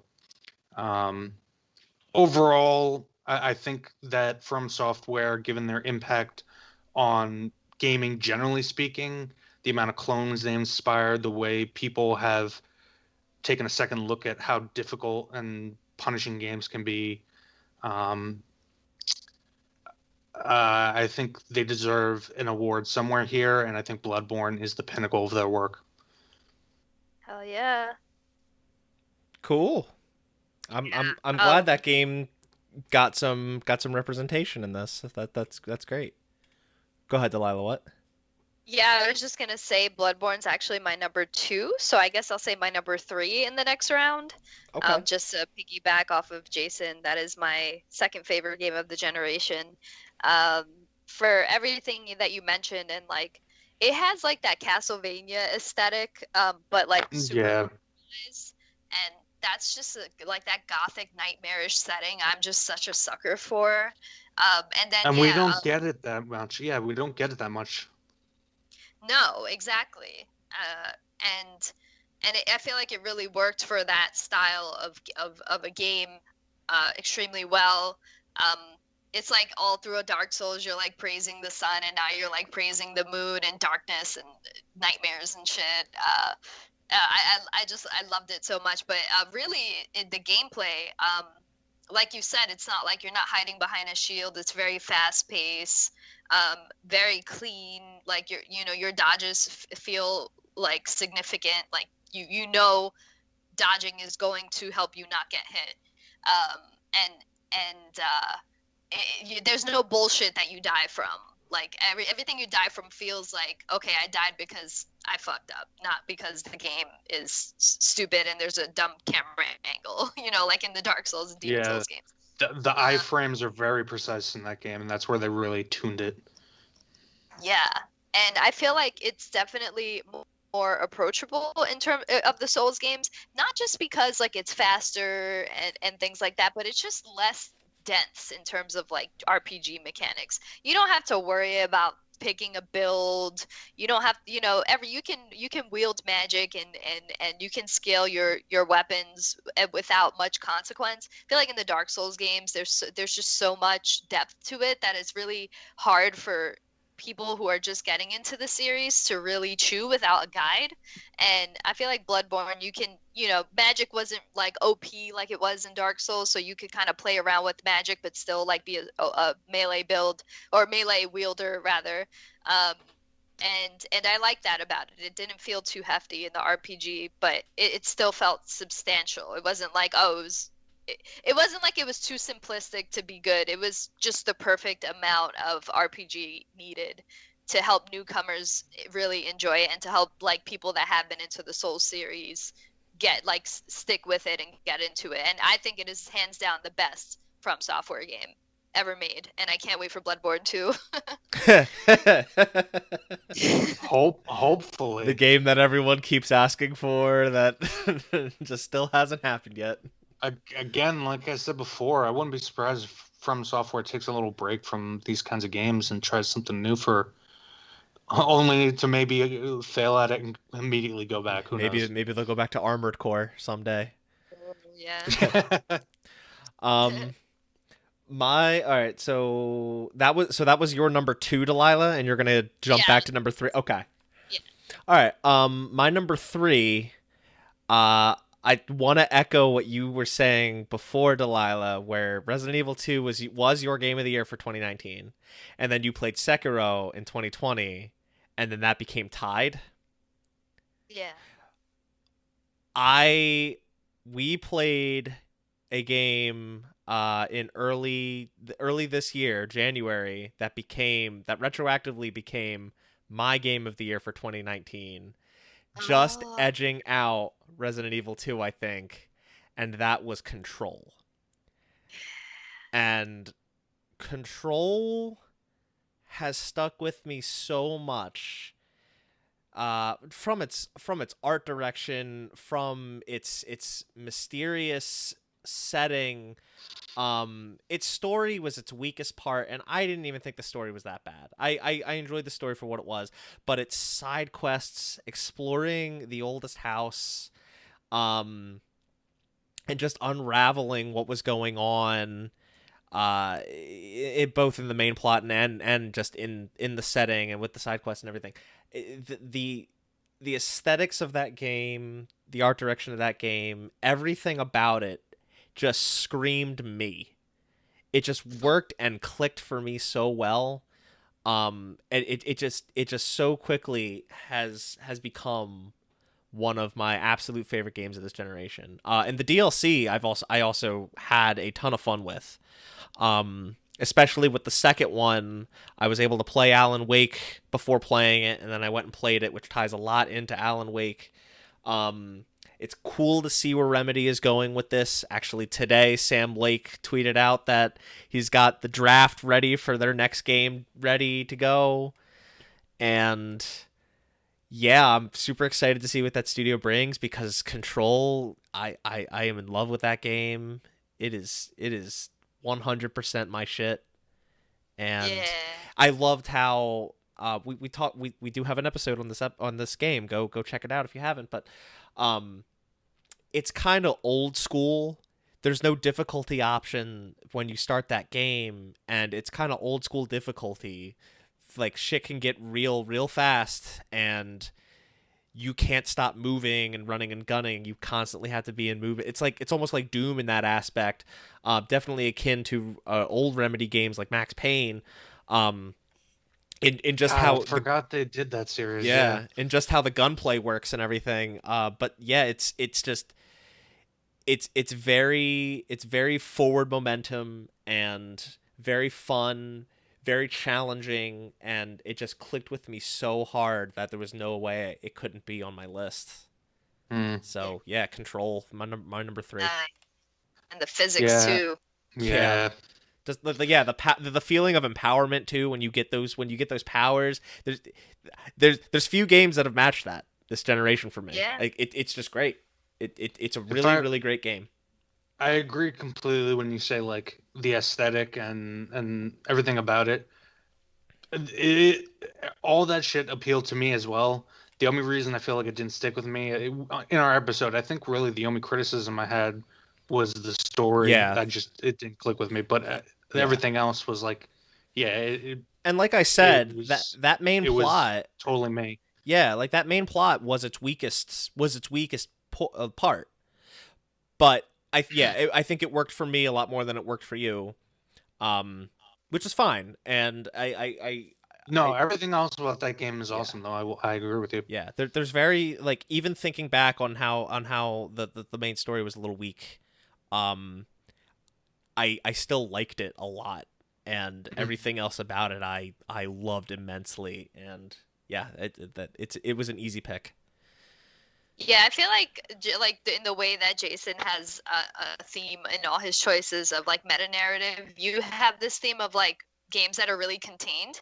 Yeah. And I really fucking love that games aren't afraid to be contained, like in the way Control is, and even Resident Evil 2, which had it already had a blueprint, so to speak.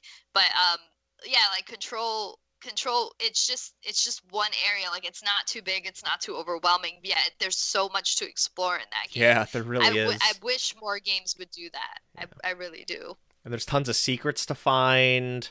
And the DLC that just added each one adds a new area with a ton more to explore. It's just, but it's still like you said, it's still contained. Yeah, it's a great game. Jason, what's your number two, or what's your next one?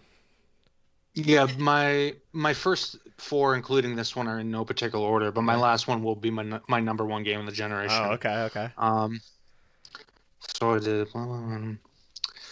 This one I also struggled with, but I do have to give it up for The Witcher 3. Um, if only that it showed it showed not only could you do a game that presented you with choice and gave you great impact on the story, um, and brought it all in a fantastic open world with decent combat. Combat's probably the weakest part of the game overall, Facts. but yeah, but honestly, it showed that you could not only have impact on the main story, but you could have impact on side contact characters that you could otherwise just leave aside that would spawn entirely new storylines of their own that were woven through and intersected with the main story and could have impact. And ultimately, each person who played that game, depending on how much you invested in that, came out with not a different not a different story, but a larger or smaller story, if you get what I'm saying. You get out what you put into it. Um, and some of those, I don't want to say minor, but some of those side quests have even become more memorable than the main quest itself. Like everybody knows the name of the side quest, the Bloody Baron. Like the writing is just so fucking good in that game. It is the pinnacle in some aspects of video game writing, at least cinematic wise. Again, like I was talking about before, there's kind of been a running theme through this generation of games that are pushing towards more cinematic storytelling in video games versus games that are pushing to use the medium of video games themselves to tell stories, and how you can use the uniqueness of interactivity in video games to tell stories, which we'll talk about in a bit. But I feel like in terms of games that have been pushing to tell more cinematic stories, um, but still have interactivity in them that affect the outcome and how much can get from them. The Witcher 3 definitely excelled, I think, more than any other. I'm sorry I keep commenting on all your picks. It's just that I really love all of your picks, and like I said, I have to like I just The Witcher 3 is my top 10 for sure. Not my top 5 simply because I really didn't like the main story. It was just like a fetch quest for Ciri the whole time. But like For me, I've also read the books, or not all of the books, but I've read a good chunk of the books. So like I have an investment in that universe as well. So that's also a bias for me, probably. okay. That's fine though. I mean, Yeah. I don't. I feel like a lot of people that'll listen to this episode are probably like there's a couple games on like that I assume people would want to hear, and I'm happy that they're getting checked off. Um, because Witcher 3 is on my list of games to play. I still haven't played it. I'm glad that someone that someone liked it enough to speak to it, because I know that's going to be on a ton of people's lists of their favorite games of the generation. Yeah. So Yeah, see, because I was struggling with this, whether or not to put it on my list, specifically because I even had to bring it up when I was talking about it. The combat isn't the greatest in the world. I do like a lot of the RPG systems and progression systems in the game, um, but it doesn't have the greatest combat system. That being said, it's still fun to play. Like once you start playing, at least for me, it was. Once you get into it, you just keep going. You find this side quest, you find this hunt. All of a sudden, well, I don't want to spoil the Bloody Baron side quest. It's so fucking good. It's just Well, yeah, I mean, yeah. When I heard that the guy who plays Geralt of Rivia in the Netflix series, whatever, Superman, whatever his name, Henry Cavill. When I heard that he played that game over and over again, I was like, why? Like he's a nerd. He's a nerd. Side, but no Henry doubt, Cavill's a mad but nerd. there's so many side quests in that game, and they're all so substantial that I don't see why you would want to keep playing the weakest story point of that game, which is the main quest, because the side quests are just so freaking good in that game. And I wish, like, I platinumed that game and I still have so many goddamn question marks on the map that I left there. Did you also play the expansions? Did you play Blood and Wine? That's the thing. That's what I was gonna say. And then you have the expansions that like were Game of the Year worthy for like they were almost years. as big as the original game. It's crazy. Exactly. Which is quite amazing. And then the freaking bestiary in that game is so good. Like I wish more games had a bestiary system like that. Like where they showed you all the weaknesses and to the end. There's so many different enemy designs and they're all fantastic. That's a really good game. I've also got Polish blood, so I got to represent for both the author and the company. Yeah. Well, I don't want to say the company right now because they're in a big pile of bantha poodoo right now. Again, not enough time to talk about that situation, but all right, Delaila, your number 2 was Bloodborne. What's your number 3 going back? My number, is Overwatch. I can't deny how many hours I put into that damn game. I never even thought about that. Yeah, neither did I. That's a good call though. If you're talking about games that changed the generation, changed the trajectory. Even for me, like I put in Overwatch. Might be the game I put in. Maybe not. Final Fantasy 14 may have edged it out, but like if so, the second game that I put in the second most hours into this generation. Go ahead, you speak to it. This is your pick. Yeah, no. I mean, I've been speaking to all your picks. Why not? But like, why is that no? The amount of hours I put into it, for a game to have limited amount of game modes, and yet every single time that I jump into quick play or jump into competitive mode, I'm still playing differently, and the whole dynamic is different depending on what character I'm playing as, depending on who I'm playing with, depending on my team's composition and how team based it is. Like this game isn't about you being good; it's about the people you're playing with being good team composition. And I felt like every single match, despite me still moving the payload, despite me playing on the same exact map every day, I was still learning something in that game. And then like the supplemental like animated shorts were just really good that I wish they would have kept up with it and made it its own thing like forever and ever. I did eventually fall off after season 3 competitive, but that game just had its hooks in me for a really long time. I really can't deny it being Honestly, it's a good thing you kind of fell off after season 3. The only reason I probably haven't thought about it, I probably have put in just as much, if not more time than you, Delilah. The problem is that Blizzard kind of, as they started adding more and more characters, pretty much after they added Ana, the balancing has become a major issue in that game. It's just because there's so many characters in it. It's almost like trying to balance League of Legends, but at the same time you're balancing a first-person shooter. It's crazy. I think you brought up the shorts, which I frankly are really the only source of Overwatch's story and lore. I think the thing that I'm most looking What's that? Comics too, Yeah, comics too, but but I they weren't as good. and they're also kind of there's kind of a barrier there because pretty much anybody can and will go on YouTube and watch like a 10-minute video. Comics, it's you kind of have to go more out of your way to get that information.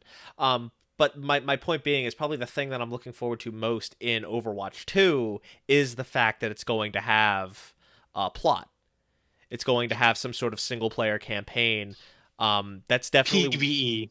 PvE. A plot, I don't know. I should hope that includes plot because There's lore. It's not going to really. I like I said, We'll see. I should hope because Yeah. there is lots of lore and there is plot that goes on that we see in things to play out some of those situations to actually give us to put that in our hands would probably bring me back to the game because I haven't I fell off of it too and I put in a ton of hours into that game. Really love that game. Good choice. Didn't even think about that. Damn. Mercy and Ana for life, man. So my number 2, it's been said already. I don't want to say anything since it's my number 2. Uncharted 4. Oh. I did think about putting Uncharted 4 on my top 5, but man, I needed to make room for Bloodborne. To just add on to everything Delaila said is totally valid. Like it is a perfect conclusion to Nathan Drake's story. We're not going to go into how. I want to do a spoiler cast on that again one day. But everything Delaila said, I totally agree with. The only thing that I'll add is just for me personally, anytime I see footage of that game, anytime I think about that game, like any set piece, any moment, any cutscene, anytime I see something, think about something, whatever, I want to replay it.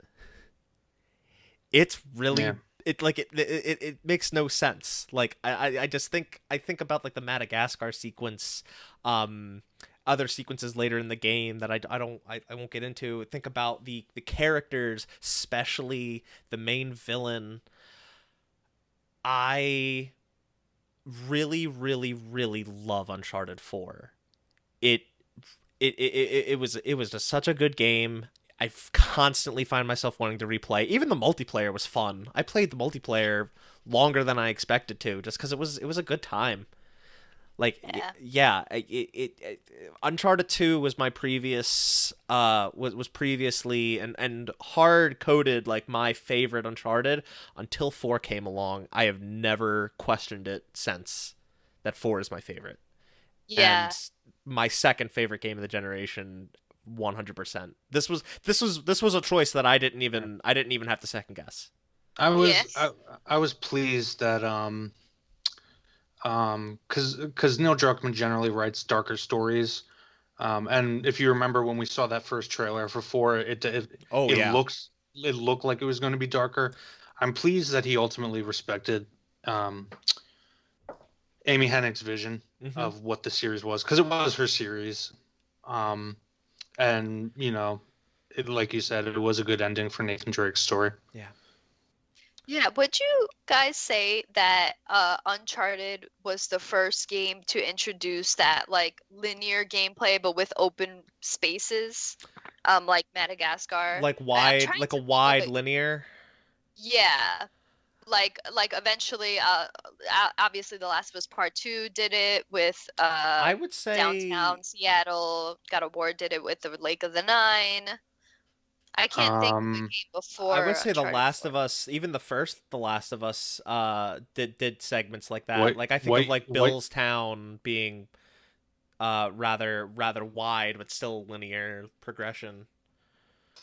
Okay. I think the scope just kept getting wider, and like the other games definitely have done it. It just becomes more obvious. But when you think about it, and actually, if you were to like look top down at games going way back, like a decade ago, then you would see that the level design, it's basically the same, but like Mark said, it was expanded and more obvious. Yeah. But I think with Uncharted, with regards to Uncharted 4 and Madagascar specifically, I think that was like the first one that comes to mind that really masked that it was overall very linear by just how wide and explorable it was.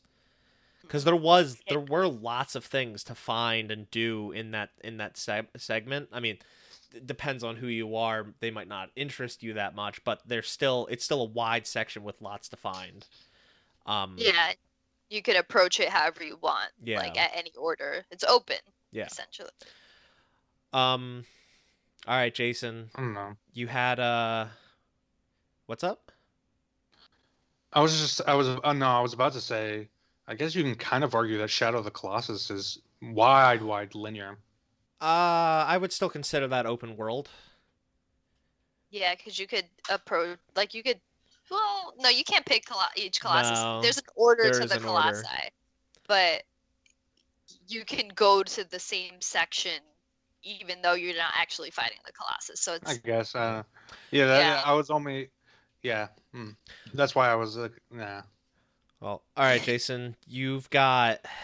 Let's see. You had Witcher 3, Dragon Age 11S, Bloodborne, and Metal Gear Solid 5. What is your number one pick of the generation? My favorite game of the generation, as of now, y'all should have seen this coming.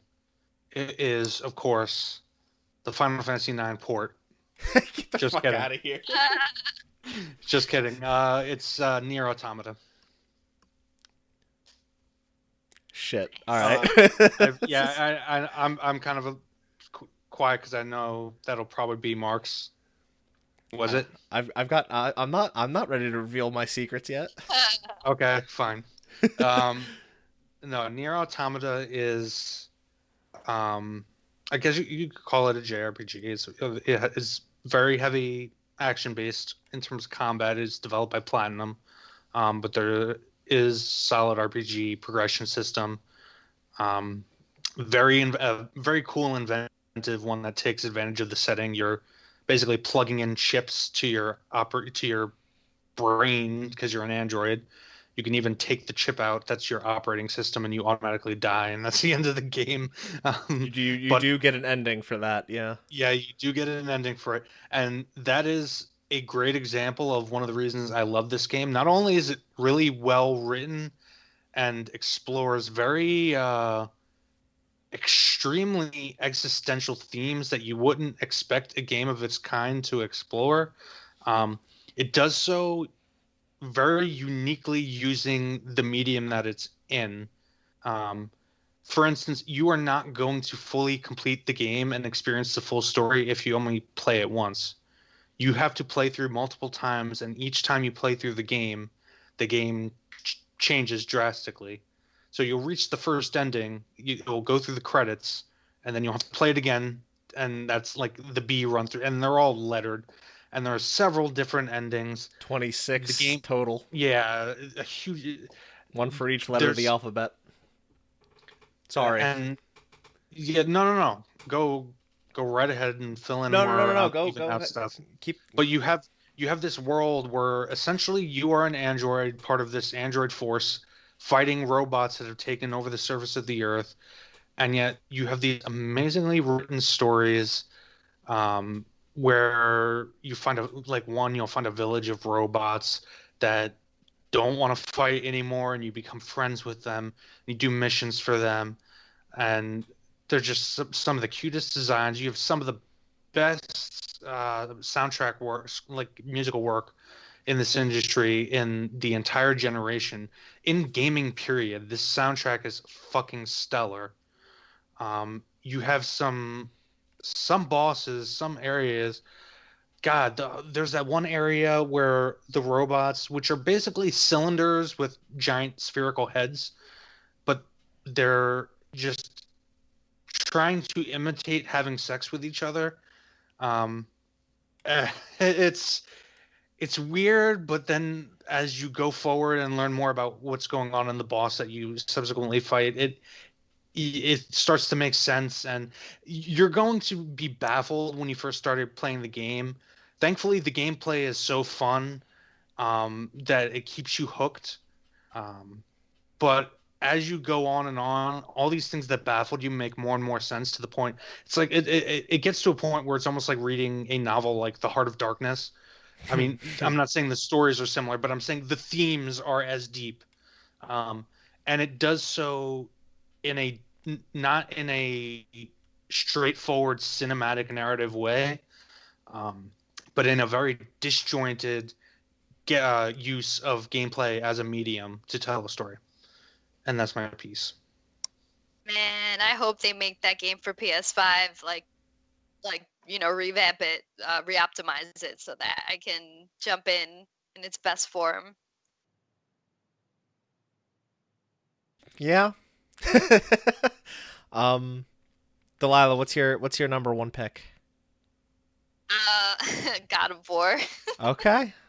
I feel like it's not surprising. I did mean to recant your pick. So you had Uncharted 4 at your number 5. Your number 4. What was your number 4? Red Dead Redemption 2. Red Dead Redemption 2. Number 3 was Overwatch. Overwatch. Number 2 was Bloodborne. God, it's been a long episode, guys. Number 2 was Bloodborne, so number 1 now. It's God of War. Okay. It's the perfect game. It's in the way that The Last of Us was next gen for the PS4, from the PS3 to the PS4. I feel like God of War is like the PS4 game that's also next gen.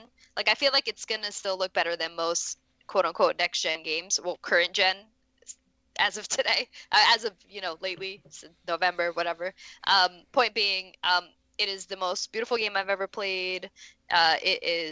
The combat is perfect. It's like not too hard, not too easy. It has challenging areas like the Valkyries, but also like you can like play it on easy, but the Valkyries will still be hard on easy. Just saying, like it has a level of challenge where if you want to go there, you can. But it's still like approachable and fun and methodical. And the way. Well, essentially, God of War as a series has matured with me. Like, when I first played God of War, I was a teenager, and now I'm an adult, a 33-year-old woman, and like seeing like a story of like a father and a son like jives with me more than like a guy on a rampage trying to like bang a bunch of goddesses and get a train run on him or whatever, and like kill and kill and kill, which. Just fun. I mean, to do that, but it was nice. It was nice to see the series mature and to see Santa Monica as a studio evolve to be one of probably the strongest studios that really holds up with like a studio like Naughty Dog, in terms of not just visuals but like narrative and gameplay. I can't think of anything wrong with that game. It is perfect in every single way. And goddamn, I can't wait for the next one. There you By the way, have I it. want to make one little addendum to what I was saying. I know that I was being very vague and disjointed with my Nier thing, but it's only because I didn't want to spoil things, because there are there's a lot that can be spoiled in it, and it's hard to explain what I was trying to say without spoiling. Yeah. Yeah. I'm looking forward to playing it. I can't wait. But I agree with you what you said about God of War, though. Yeah. Especially in terms of the evolution of a studio, yeah. Yeah. So yeah, to recount my list, starting from 5, I had Inside, Resident Evil 2, Control, Uncharted 4, and yes, Jason, you are correct. My number 1 game of the generation is Nier Automata as well. I really need to play this game. And I desperately want you to. I desperately want to. As much as I said about Uncharted 4, whenever I see it, think about it, I want to replay it. Now, Uncharted 4 was like a 16-hour, maybe 18-hour game. Nier Automata, with all its playthroughs combined, is roughly a 40-hour RPG. And I don't care. Anytime I see it, think about it, listen to the soundtrack, which I do on an almost daily basis, I want to replay that game. What that game does with video game design is unmatched. It really does some creative shit in the first 10 minutes. Just switching gameplay styles on the fly. Yeah, switching genres on the fly. And incorporating other genres of video game into different genres, incorporating like shmups into a third-person fast action game. It's fucking wild how that game exists and plays so well, is so competent. What Jason said about the soundtrack, and that's dumbing it down. That's underplaying how good it is. I am like a Nobuo Uematsu Final Fantasy simp when it comes to music. Okay, and this soundtrack, I forget the name of the composer. Keiichi Okabe. But it rivals some of Uematsu's best work. And especially the way it is implemented in the scenes. How you'll start with just a baseline theme, and then as you progress through an area and things build up towards the climax of that area, the music will grow in intensity. You'll add more. God, it's been so long since I was in music class, so I can't. So we've had games that have had like dynamic scores, right? We've had games where like when action starts speeding up, that the score changes from a more somber or relaxed tone to a much more faster action paced, like the score tries to match what's happening in the action. I love that shit. This, however, has shit happening in the game that is synchronized with the music at times. Right. First time I've ever experienced it, and I get goosebumps every single time, even when I know it's coming. The feelings that game elicits are just unique. It's and eerie. It can be and it ranges from being eerie to being like almost you feel comfortable. Like it's particularly when you're that music that plays when you're in the village on the tree with the good robots and like God, what's the name of the leader of the village? Pascal. It's Pascal, yes. And again, like all these like references to like great artists, the names of a bunch of different robots that you'll encounter. References you to can just philosophers and and the game gets really deep and like you said, Mark, elicits a wide range of emotions just with the music alone, much less what kind of material you're actually dealing with.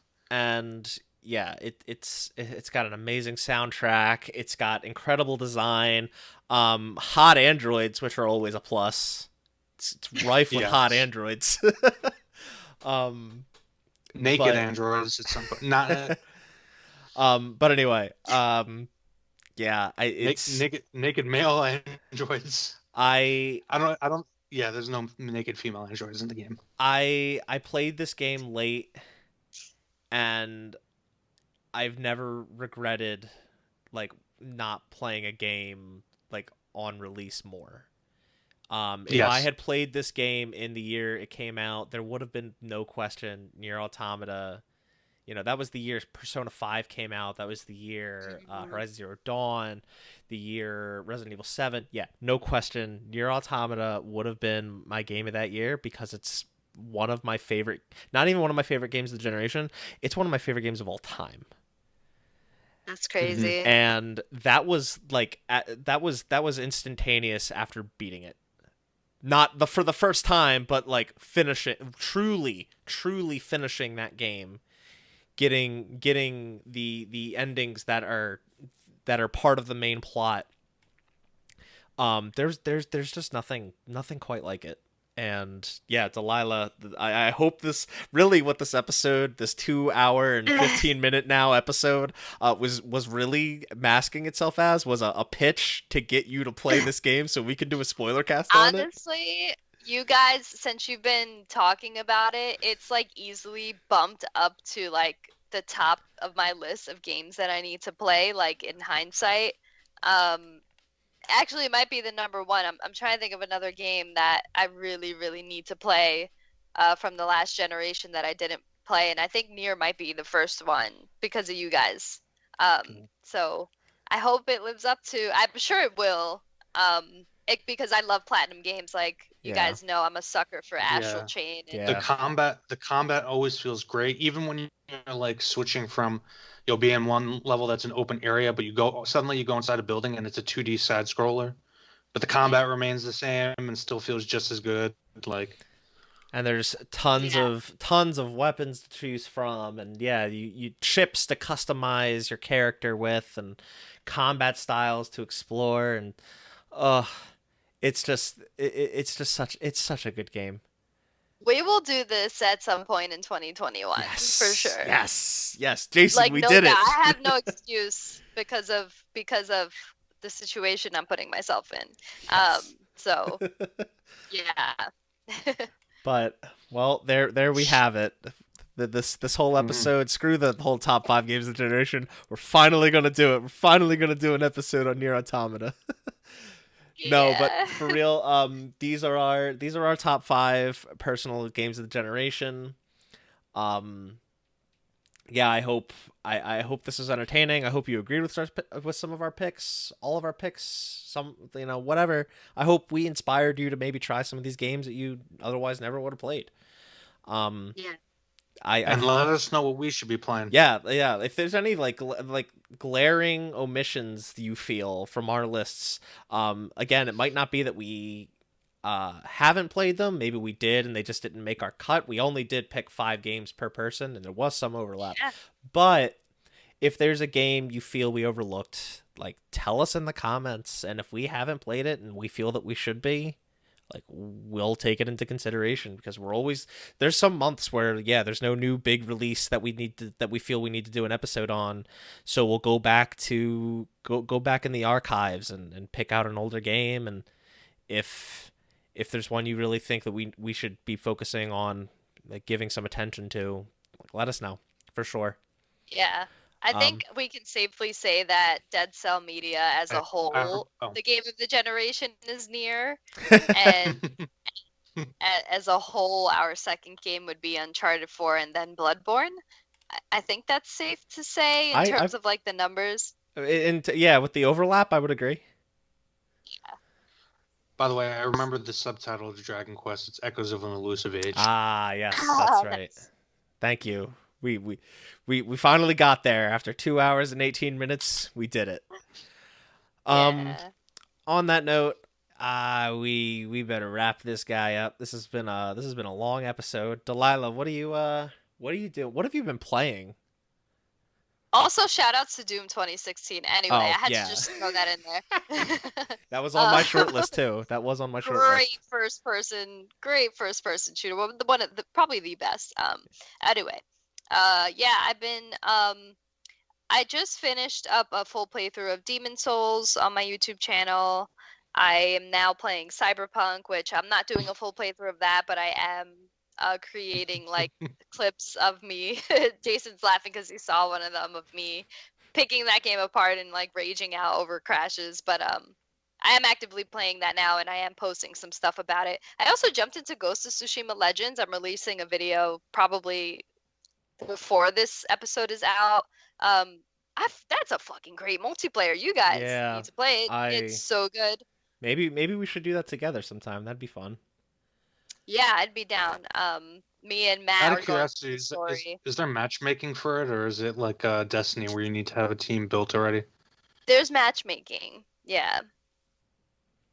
But the story you can only do with one other person, so maybe you both can play that together, and I play that with Matt, and then you can do 4-player co-op. Okay.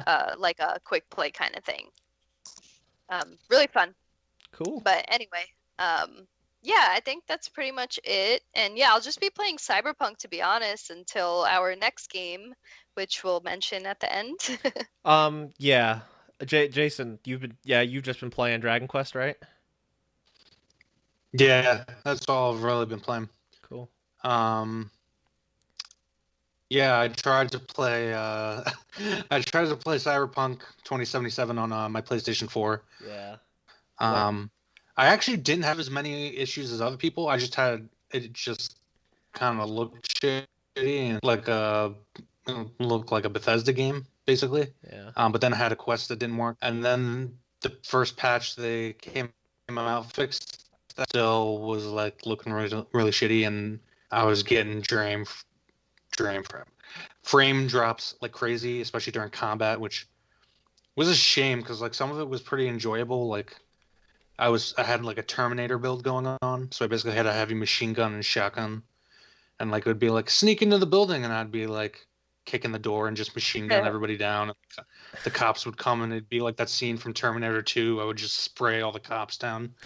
Um, but yeah, I decided to hold off on that until Yeah. whenever. Breaking news that actually happened while we were recording this episode. Everyone listening probably knows this by now, but unless it's back up by the time you're listening. But Cyberpunk was removed from the PlayStation Store because it's such a mess, and they didn't want to be selling a product that they would ultimately have to refund back to the consumer. So, Yeah. very messy situation, and it's a shame. Yeah. It's disappointing. I've been saying for months that game should have been delayed to next year, but we don't need to really dive more into that. Nope. That's a big like I pile said, of bantha not enough time. You can see my rants on YouTube. Assassina dash. Nice plug. Yeah, I finally got the plat on Demon Souls this past weekend. Real labor of love there. It was Yeah, I enjoyed like my second playthrough. I think I beat it in 2 sittings. Like just a few hours. I was doing my second playthrough with my magic character, and I got to a point where I wasn't having fun anymore. So It's too easy.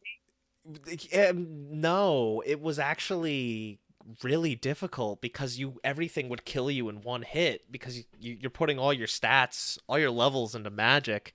You know, you have absolutely no survivability. So if I missed anything, I was done. And with so much magic requiring you to stand still, like it was just impossible. So I quit that and I started a new character all I needed to do was get all the miracles. So I started a new character and I did a melee build, and I actually had a ton of fun. Yeah, that was my first playthrough. Didn't expect to have that much fun with a melee build, but with a strength melee build, to be clear. But yeah, it was a ton of fun. I beat the game over the weekend and got the platinum, and yeah, it was great. I'd previously been really down on that game, and I'm really happy that I enjoyed the remake as much as I did. Yeah. I also played through Bugsnax and loved it. That game is the devil. I still think I'm gonna put this out there. I still think we should do a spoiler cast on that game sometime. I'm down. It is so the turns that game takes are so unexpected, and it really was entertaining and creative and fun. I played now that I moved in with my significant other, she was looking at my games and picked out a game that she wound up playing, and I wound up playing after her. It was an indie darling from last year, Grease. Oh yeah. GRIS. As in, like, the musical? No, Oh, GRIS. Grease, the musical, the video game. It's very, very gorgeous. 2D puzzle platformer. Tells a very, very delightful story without any words whatsoever. It's very, very good. Really enjoyed it. And yeah, I also played Maneater. Oh God. Which was just like the total opposite. Is it the shark one? Yeah, it's just dumb as hell. Really generic open world style game, but it was just really mindless fun. So I had some fun with that. Nice. And that's pretty much it for me. Um, Hell yeah. We announced at the end of last episode the next game we're going to be doing, just so everyone's aware. Uncharted I forgot we 2. announced it. Yeah. We announced at the end of the, because I wanted to make sure in case someone didn't want to listen to a bonus episode, they knew at the end of the last episode. But the next game that we're going to be playing is Uncharted 2 Among Thieves. So if you want to tune in for that episode, make sure you played the game ahead of time. Think of this like a book club, except instead of books, Yeah. you're doing something way cooler. And we also have an episode on Drake's Fortune, so Yes. also take a listen to that if you want to know what we thought of the first one. Yeah, go ahead and listen back to that, if you were so inclined. And with that, you can follow me on Twitter at Nibelheimian. You can follow Delaila on Twitter at Assassina_San. You can follow Jason on Twitter at SolidQuaz, but don't follow him. He doesn't do anything interesting on Twitter. I don't know what's going on with my Twitter. Somebody might have hijacked. I don't know. Some communist Chinese hacker might have taken over my Twitter and is posting propaganda. Some Russian hacker. I don't know. And something might be going on. I just don't know about it. I never look at it. And yeah, go and follow Delaila over on subscribe to her on YouTube. She's doing lots of stuff, cool stuff on YouTube. If you like this show, and if you like Reap the Spoils especially, listen to it on YouTube. Give it a like, give it a share, give us a follow, a subscribe, whatever you do over on the YouTubes. If you, like I said, like we've all said, if there's a game you want us to cover, put it in the comments. Let us know what you liked. Let us know what you didn't like. If you listen to this on iTunes or Apple Podcasts now called, sorry, leave us a rating, leave us a review, 5 stars preferred. Tell us what you like, tell us what you don't like. I'm always striving to make the show better. Your feedback is super important to me, and it keeps me going, and I take it to heart. And yeah, that's all I really have to say about that. So thank you for listening, and we'll see you next time. Bye. But I love you all. Have a happy holiday. Aww. So sweet.